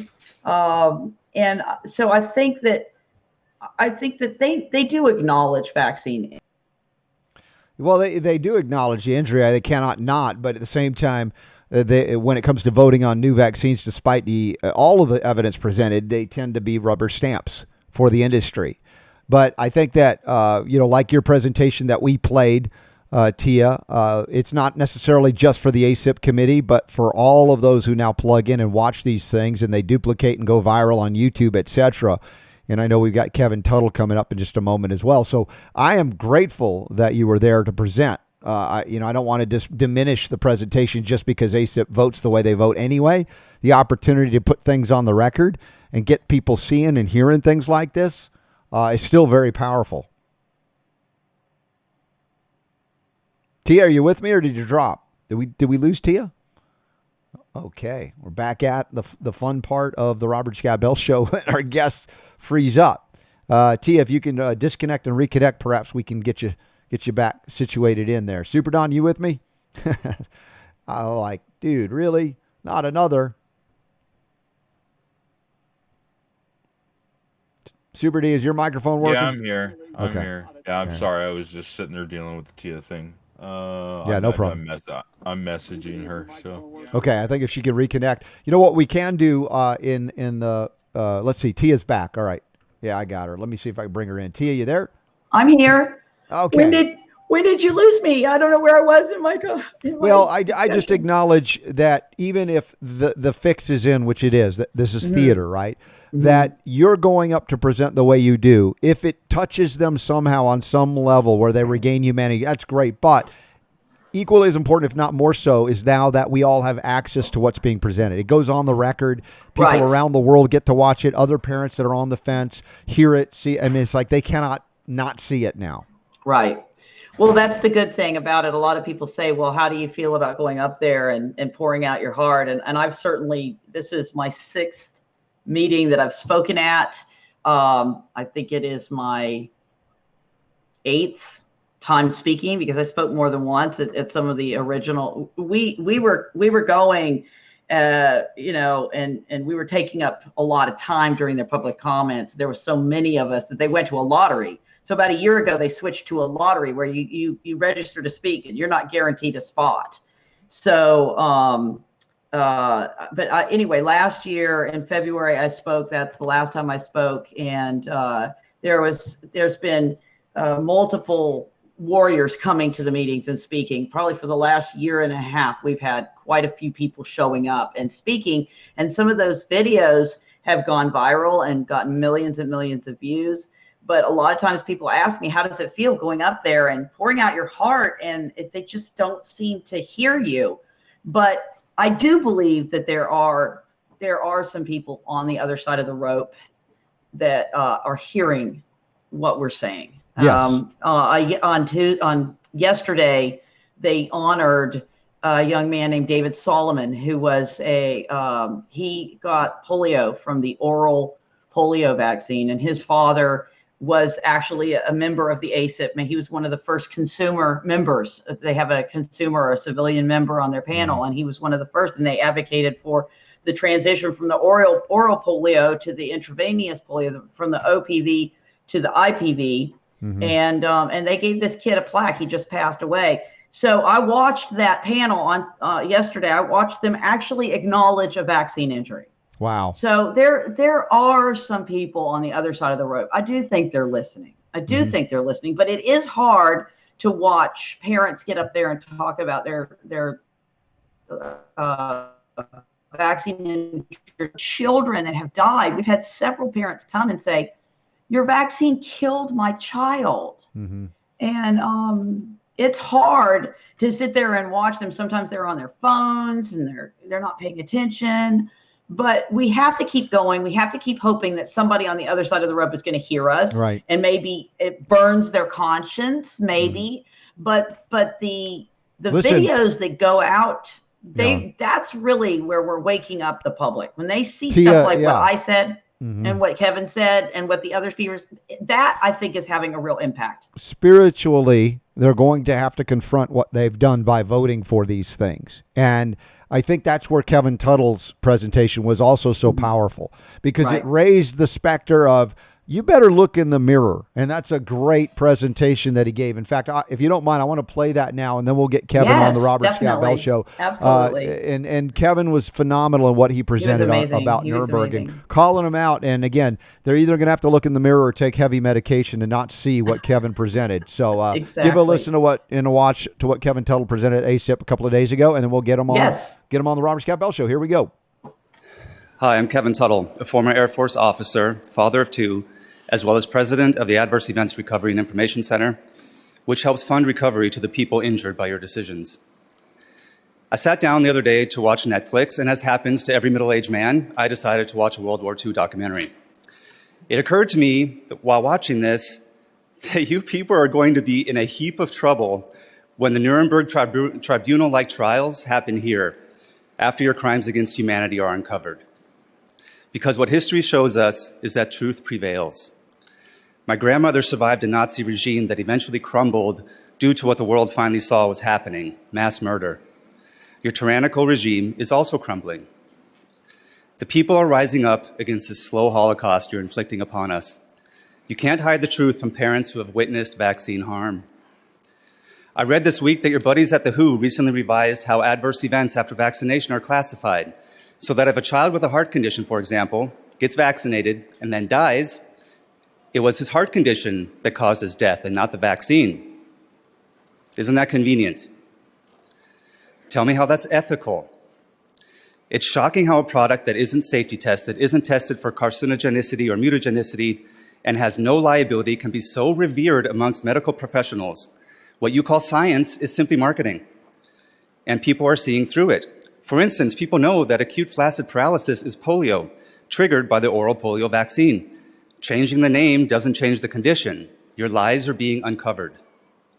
The lies that come from this board and the CDC cause far more sickness and death than measles, chickenpox, whooping cough, and all the other diseases there are vaccines for combined. Let's take a look at some of your lies.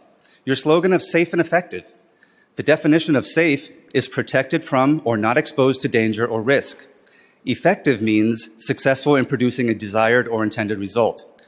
Clearly, your products aren't safe since the Supreme Court ruled they were unavoidably unsafe, and countless testimonies prove their danger. I can only presume your intended outcome is to injure and kill, so I'll let you have the effective portion of that. You should be sued for misleading advertising. When you tell patients that they need Gardasil or they will get HPV, that is a lie. When you say the flu shot is the best way to protect yourself from the flu, that is a lie. When you tell the new mother that her baby is in danger unless it receives the Hep B moments after birth, that is a lie. Vaccines don't cause autism. That is a lie. Remember the Tuskegee experiment. Their lives could have been saved. But those in authority watched them suffer and did nothing to help, much like the Nazi leadership. How is what you're doing here any different? Your lies are catching up with you. I'd start worrying about that trial. Oh my gosh. That was as powerful a presentation as I've ever seen. Joining us now on the Robert Scott Bell Show is Kevin Tuttle. That ACIP presentation you just gave in 3 minutes. And then at the end, this thing, I'm like, what was that? And then it reminded me of Ross from Friends, and that was his way of flipping his friends or whatever when he was really mad. I'm like, that was brilliant to reach out to the crew that grew up on Friends to let them know how you really feel. I figured a lot of people would understand the meaning behind that. And if they didn't get that it was Ross, then it was handcuffs. And you know what? Either way works. Wow, you came down from Wisconsin to Atlanta to do a 3-minute presentation, bringing up the Nuremberg trials, having them look at the mirror, calling them out for the lies that they proclaim. And, look, it's awkward to do that to other human beings, although many times I've argued that these ACIP members are not operating like human beings with soul, the way that they promote this, knowing the dangers, knowing the illness, injury, and deaths that occur, and that they rubber stamp it anyway. Were you nervous there going on? I mean, that was a pretty intense presentation. Of course. I'm just a dad who's, trying to protect his children every day. Did I lose you? No, you're still here. Okay. Yeah, I mean, like I said, you're not I don't know what as you say, you're just a dad, but I mean, that's it. We talked about the mama bears. What about the daddy bears stepping up in defense of their children and other children? And you're a living example of the dads that need to come out from behind whatever, their wives or whatever, to say, you know what, we shall not let this stand anymore. And they need to know that you're on to them. And then they can maybe start seeing in the mirror what they have become. Well, I'm new to this too. I've only been speaking out about vaccination for 18 months or so. So I don't want to judge too harshly that there aren't many men out there. I wasn't out there either speaking out publicly, even though my kids are unvaccinated or are vaccine free. I think the term unvaccinated seems, Yeah, as are my kids, by the way. Which was corn on the cob first? Shouldn't corn always just be called corn and whatever? But yeah, it's new to me. But I see more and more men, at least on my Facebook feed and Twitter and whatnot, are coming out, and it's good to see that. So what was it or is it that got you to step up and say, you know what, I'm not going to be silent on this. I want to speak out. I'm going to go down to the ACIP meeting in Atlanta. I mean, that's a big decision, a pickup fly nowadays from Wisconsin or wherever to go and do that. There's got to be something going on. If your kids are not vaccinated like mine, it's not that we have injured children that we are outraged because of. I started doing it because of the human rights element of all this. I was in the Air Force, as I mentioned, and, deployed to Afghanistan. I am fighting for freedoms that were inherently given. And it blows my mind that the country I fought for is trying to take away freedoms that we fight for. It made me so upset that, especially with the flu shot propaganda that came out. I had one post on Facebook before I started speaking out about any of this, was about the flu shot, saying, the propaganda is starting. And, my real life friends, I had about 200 friends on Facebook at the time. And, I started getting attacked by all my friends saying, is it just the flu shot that you don't believe in? Do you not vaccinate your kids? Oh my God, my kids are in danger because of your kids. And all this stuff was just blowing my mind. I'm like, is this really what you guys think? But what really got me into doing this was because of that post, I was embarrassed that I couldn't answer some of the questions.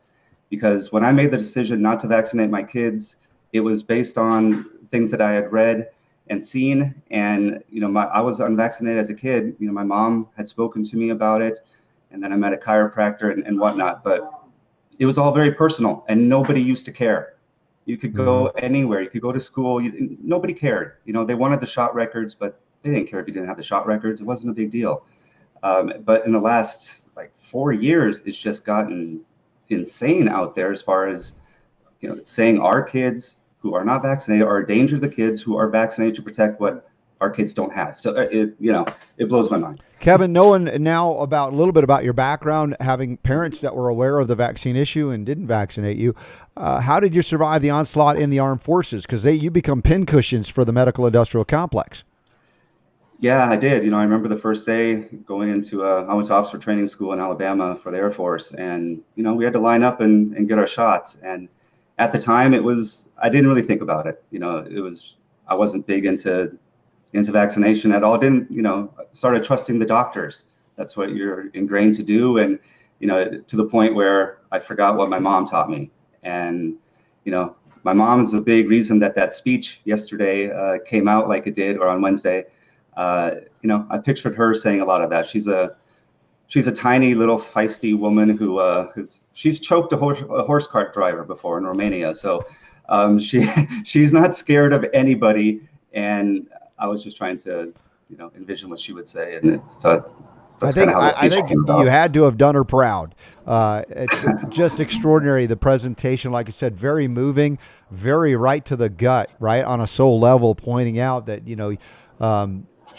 you've got to recognize that you'll pay for those things that you're doing. Now, the concern I have is that anytime we talk about karma, cause and effect, as ye sow, so shall ye reap. Some people are interpreting it or misinterpreting it as like, we're going to get you. We're coming. And they try to argue that we're violent, we're dangerous. But they're the ones promoting violent acts against innocent children, much less adults, with these so-called mandatory vaccines going on the schedule that have no liability. Yeah, exactly. It was mentioned that I may not be, they're discussing if I'm allowed to come back, that type of thing, because my presentation was seen as threatening. So I don't know. It seems a little bit more threatening if you're a doctor coming at a baby with 7 different needles. That seems more threatening than in a few words. They don't like being forced to look in the mirror. That's the problem. That becomes threatening to them. But the threat is not you, Kevin. It's their own behavior and actions and activity. When they're confronted with it, they take that like a violent attack, but it literally is their, if I could say it that way, it is their behavior being thrown back in their face, and they don't like it. They don't. And, I could see they weren't too pleased when I was talking to them either. So it's so disappointing. I don't have vaccine injured kids, but a lot of my friends do. And a lot of them have spoken at ACIP. And, I was there one other time in October, I believe. And just to see the complete ignoring of the parents who are coming up to speak, it's so incredibly rude and cold and inhumane. It makes me think inhumane. Yes. Yeah.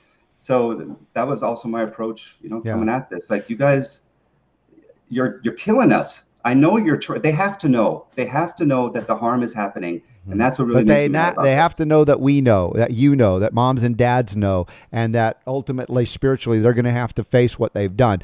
We got to take a break for our UK Health Radio crowd. They need to go, but if you'll hang out for a few more minutes, we'll come back and do a little bit more. I want to find out about what you're doing in Wisconsin now that I know you're Kevin Tuttle, doing amazing work, and I thank Tia for bringing us together. So stick around. We've got more bonus time with the Robert Scott Bell Show after the break. Super Don will be back, as well as more from Kevin Tuttle. This is the place for health, freedom, and healing liberty, where I remind you that the power to heal is yours. Go to robertscottbell.com, and we'll be right back. The Robert Scott Bell Show. Scott Bell Show.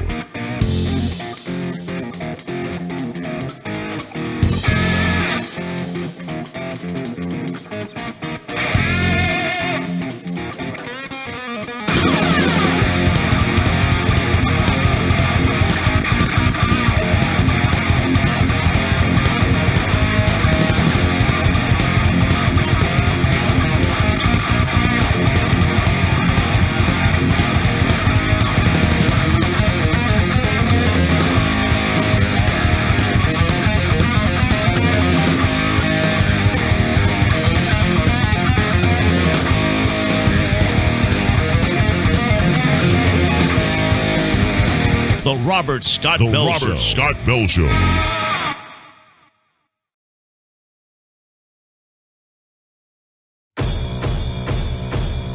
Check out a sweet offer that my friends at Better Way Health give. This is an immune boosting supplement that you can't get anywhere else. Beta-glucan activates and enhances your immune response to invaders. These things are brilliant for modulating the immune system.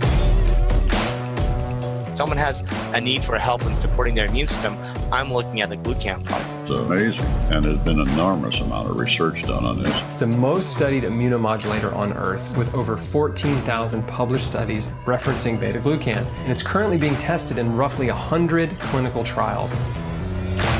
If you like your dietary supplements with validated science, there's nothing that has more behind it than the beta-1 3D-glucan for Better Way Health. Probably the most heavily researched substances that I'm aware of that modulates the immune system. It rebuilds your immune system. Consistency and quality are everything. Here, you want to see my supplement drawer? Here it is. Get ready.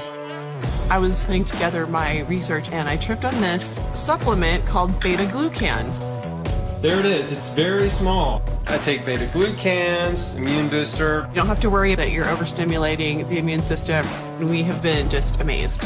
I take like 2 a day from Better Way Health. It's been tested against about 36 other immune-boosting products and found to be superior. If you have an immune system or you want one, beta-1 3D-glucan, that transfer point is very unique. It's going to get the results that you're looking for.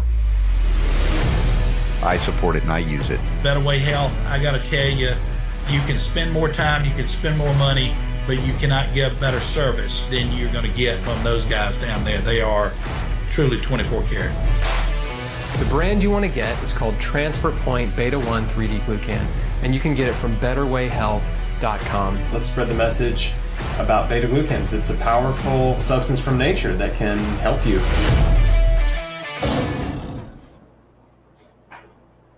Dude, I just lost all my... All right, I thought I lost everything here as we come back on the Robert Scott Bell Show into bonus territory, but no, I hit a button as well as it happens. If y'all knew what I see, I've got an entire television studio in this computer to call up all the shots, picture in picture. It's crazy. They say I'm crazy. I don't deny it, but I got to get the word out. We got to do this 2 hours a day, 6 days a week. Let me see if Super Don you're in the dark, Super Don. You don't have no lights. You got a great computer, but no lights in your room. You notice really that bad? It's like, yeah, you're Shadow Man in Witness Protection Program. There. Oh, it's bright again. There he is. All right, Super D. Kevin Tuttle, really cool guy. I just heard about him, and of course yesterday with the video that we saw for the first time from ACIP, and his background is quite extraordinary. I like these warrior dads, and he's literally a warrior dad who has protected his children, who's now speaking out on behalf of other children and other people, parents, adults as well, talking about the ACIP group. But I guess if you've done battle or theoretically or potentially in Afghanistan, you shouldn't be afraid of ACIP numbnuts. It's not quite the same thing, no. No, not quite the same thing. So I've just learned of this link. And by the way, I'm going to show everybody right now. It is the Adverse Events Recovery and Information Center, AERIC, HEALS, HEALS.org. And Kevin said that he's doing a bike ride in support of this. It's a foundation that's set up to help recovery efforts for those who have been injured by vaccines. He's doing a bike ride across America. There's a schedule that's being modified as we speak, but a lot of those dates are pretty much set in stone, so that's cool. And Kevin, this is amazing. It's not just about talking at ACIP, but now you're talking about how do we help people that have already been injured. Exactly. The one thing I didn't see out there were organizations who were giving funds to people who want to help, who want to try to recover their children from vaccine injury, or individuals, adults who have vaccine injury, but they can't afford those treatments. We know that a lot of places won't accept insurance or whatnot. So I don't feel it's fair that unless you're wealthy, you have a chance to have health. And so what we're doing is trying to raise awareness on this bicycle ride, raise awareness for vaccine injury, for pharmaceutical injury in general. So we just want people to come out at these events. We have 21 events across the United States, and show people that vaccine injury happens and that it's real. And this is just a way to try to help people. I had a full-time job here until the end of December, where I resigned to do this full-time, to try to get Eric, my nonprofit, up and running and raise funds. And ultimately I want those funds all to go to help people. So. Well, great job. And Kevin, again, just honored to connect with you finally. I know we've been wanting to talk to you, and we can maybe follow up certainly on this bike ride and a little bit more about your foundation as you're getting it started. And just like anything, if you're so moved out there to support these efforts to help people recover, that's as worthwhile a goal as any. Obviously, the bigger goal that you have by doing what you did at ACIP is to prevent these injuries from happening in the first place. Exactly. All of us are tired of hearing the same story over and over and over and over, yet they're going to continue to happen. And that's why my video, I think, has been shared so many times. It's almost like there's vaccine injury out there, and that it resonated with people. So it's so baffling to me that this panel can just sit there and keep denying it, and our doctors keep denying it, and everyone just keeps denying it. It doesn't make it not a lie. So that was my point to them. Beautiful. All right. Well, Kevin, let's stay in touch, and I want to thank Tia for connecting us from Atlanta. And I know you got to head back to Wisconsin. You don't say it like that because you're not from there either. So, but we can make fun of the cheeseheads up there. Just wish more of it were organic and raw. And I want to connect you, and I think I mentioned off the air, connecting with our friend Roseanne Lindsay, naturopath, natureofhealing.org. She's a very big, in terms of health freedom, activist with the National Health Freedom Coalition and others in action. And I know you're doing work up there, so I think that getting good people together would be amazing at this point. So when you go back to Wisconsin, look up Roseanne Lindsay as well. Will do. Thank you so much for having me on. Appreciate it. All right, Kevin, all the best. Safe journey home, and thanks to Tia as well. I appreciate you so very, very much. All right, Super Don, we got a lot more healing to go in the bonus section. Thank you again to Kevin and Tia for being on board. Thanks again for Michelle Cotterman as well. Thanks as well to Sallie Elkordy and Josh Hendrix. This is a crazy, busy Friday heading into the weekend. We've earned our weekend, have we not? I think so. Basically pulled it off, so... Yeah, just the minor glitches here and there, but overall, we came through it. Indeed. So, Kevin, man, dude, a military guy coming through what he's come through to talk to ACIP the way he did. Wow, just incredible. By the way, I don't think we showed the website for Health Freedom Ohio. Right now, I just do that for Michelle, raising awareness about health choices, preserving the fundamental human right to health freedom. They have an HPV vaccine safety symposium coming up May 4th. 9 a.m. to 4 p.m. at the Ohio State House. Guess who's coming? RFK Jr., Andy Wakefield, Judy Mikovits, James Lyons Weiler, Shannon Powers, Destiny Maynard. So it's quite a lineup for that. And I'll be in Columbus in July. If you go to robertscottbell.com and you'll see the upcoming events. We have NOCO Hemp Expo in Denver, March 27th, 28th. The Be Healthy Utah Conference, Sandy, just south of Salt Lake, April 17th and 18th. And then the Maho event, which is for the natural products industry, but we're going to do a public event as well around July 24th, 25th, or 26th in Columbus, Ohio. So what else is breaking or getting fixed before we wrap it up for the weekend? Breaking or getting fixed. Well, don't count on the news to fix anything at this point. It's just going to be just crazy, and I don't know where the end. I don't know what the light at the end of the tunnel is on this. I suspect this thing's going to burn itself out, and then it won't be something to talk about anymore. But we'll see. Yeah, what happens? It's probably going to be a little bit. We got a little bit more crazy. We got to go through on this situation. Okay, you know what? I want to ask our listeners. Honestly, and I'm doing this with sincerity. It's not like I'm looking for accolades. That's not it. But, I've been consistent since the beginning of the coronavirus scare, all right? Asking questions that I think everybody who is responsible in terms of reporting should be asking. If you know better. I mean, I know a lot of them don't know better. But when I ask questions about the testing, when I ask questions about the environment, the terrain, the milieu, the mineral presence or absence, and these things, excuse me as I cough. No, it's not coronavirus. Is this making sense in the midst of all the fear mongering? And even if there is something going on, which again, I'm not disputing respiratory ailments, they happen every winter anyway, whether this is a novel new thing or not, that we have ways to address it, combat it. That should I be fear mongering more? Should I be raising the alarms more? Or, am I not calming the waters enough? My goal and role is, is just to communicate the questions that I think should be asked And if we get answers, even if I don't like the answers, I'll report on them. As I said, if there was a case of somebody with this coronavirus that they said, see, we've isolated the virus, we found it in their blood, and it was everywhere, I'd be the first to go, okay, that's what I'm just wanting that to be something that rises to a level where we can go, all right, there's something going on here. They've isolated a virus. It seems to be present every time.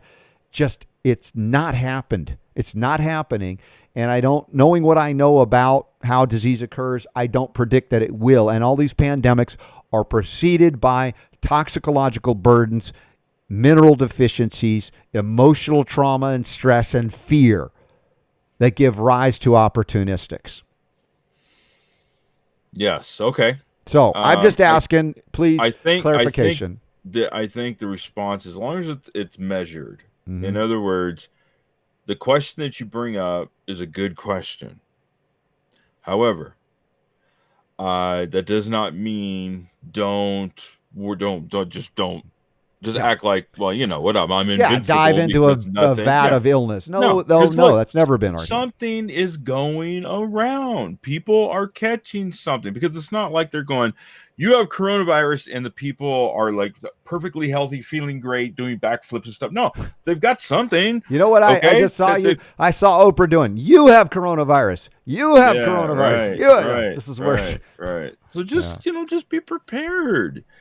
It's, and again, it's not like look, there are some people out there that are wanting you to be just deathly afraid, and they want to get angry with you and accuse you of being a flat earther if you don't agree with them. Then there are people that, can go to the other extreme as well and just be like, oh, screw you guy, I'm going to go lick doorknobs. No. Let's be reasonable here, okay? Can't we? Something is affecting people and it's making them sick. It does not mean you're going to die. Yeah. Nobody's died in the United States. Why do you think that is? That's because we have something called toilets. Right. Okay? We have running water. What is my bigger concern, Super Don? It's not the presence or absence of a new novel coronavirus. It's the fear leading to more vaccine mandates, more draconian limitations on freedom. Completely reasonable. Yeah. But I guess the point I'm trying to make is, at the same time, while we're saying that it's not what the media is out there trying to make you think it is, that doesn't mean just throw all caution to the wind.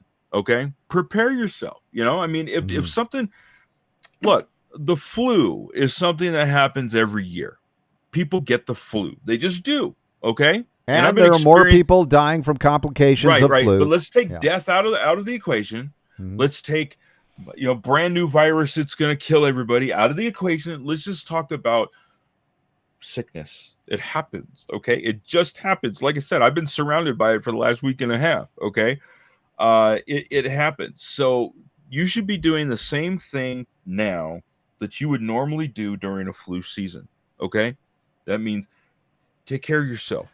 Be healthy. Make sure you're getting the right nutrition. Protect yourself with stuff that's going to protect you from viruses and bacteria, like the silver, right? Don't wrap yourself up in bubble wrap. Okay? You don't have to do that in this case. Now, if there were a group of people that were all sneezing and coughing and snotting all over each other, would you run in front of those people and go, "Hey, let's do a mosh pit. Let's all roll around together"? No.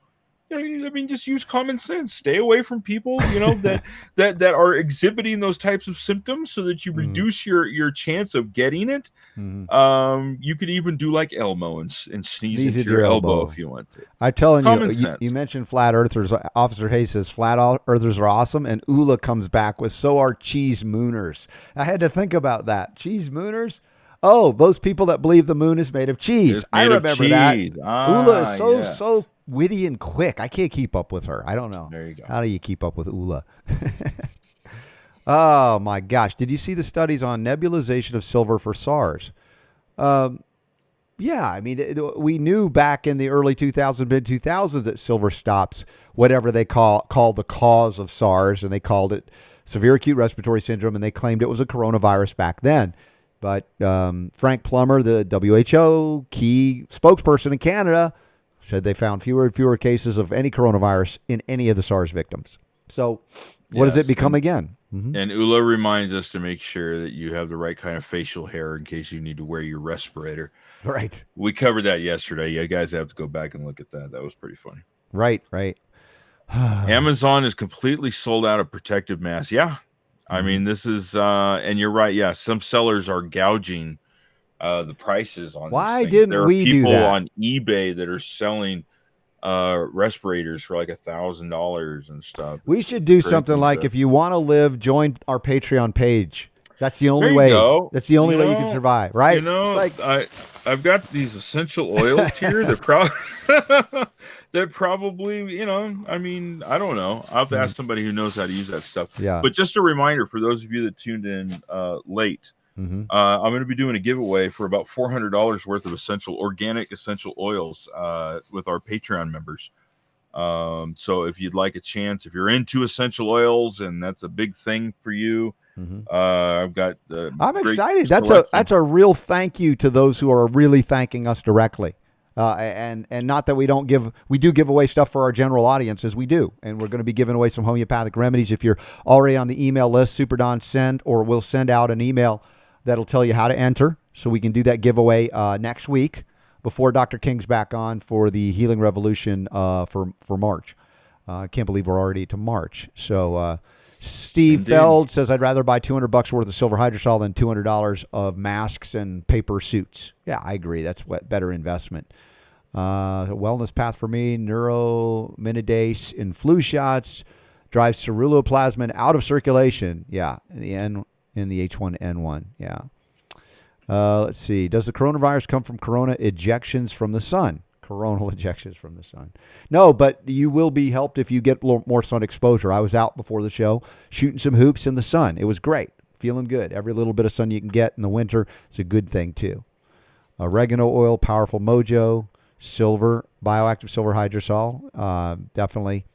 We already, again, we're consistent. I think that we haven't changed our message or our mission in the midst of the proclaimed pandemic. That you will find one day, I was right, due to toxic pollution.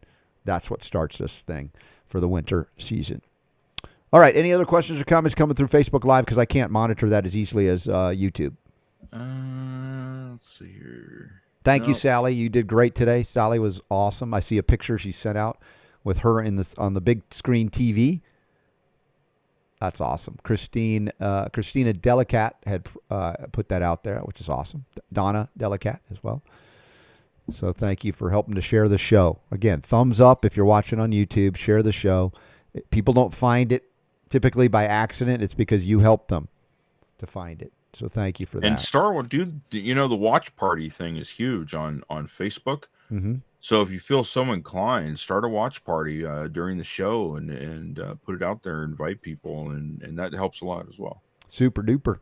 Say it on, spread it out on Twitter, Periscope, and remember, if you go to robertscottbell.com, all the links are there, and you can go up to the top if you're not sure how to listen. There's even a call-in number where you can listen, apparently 24/7, but it goes live.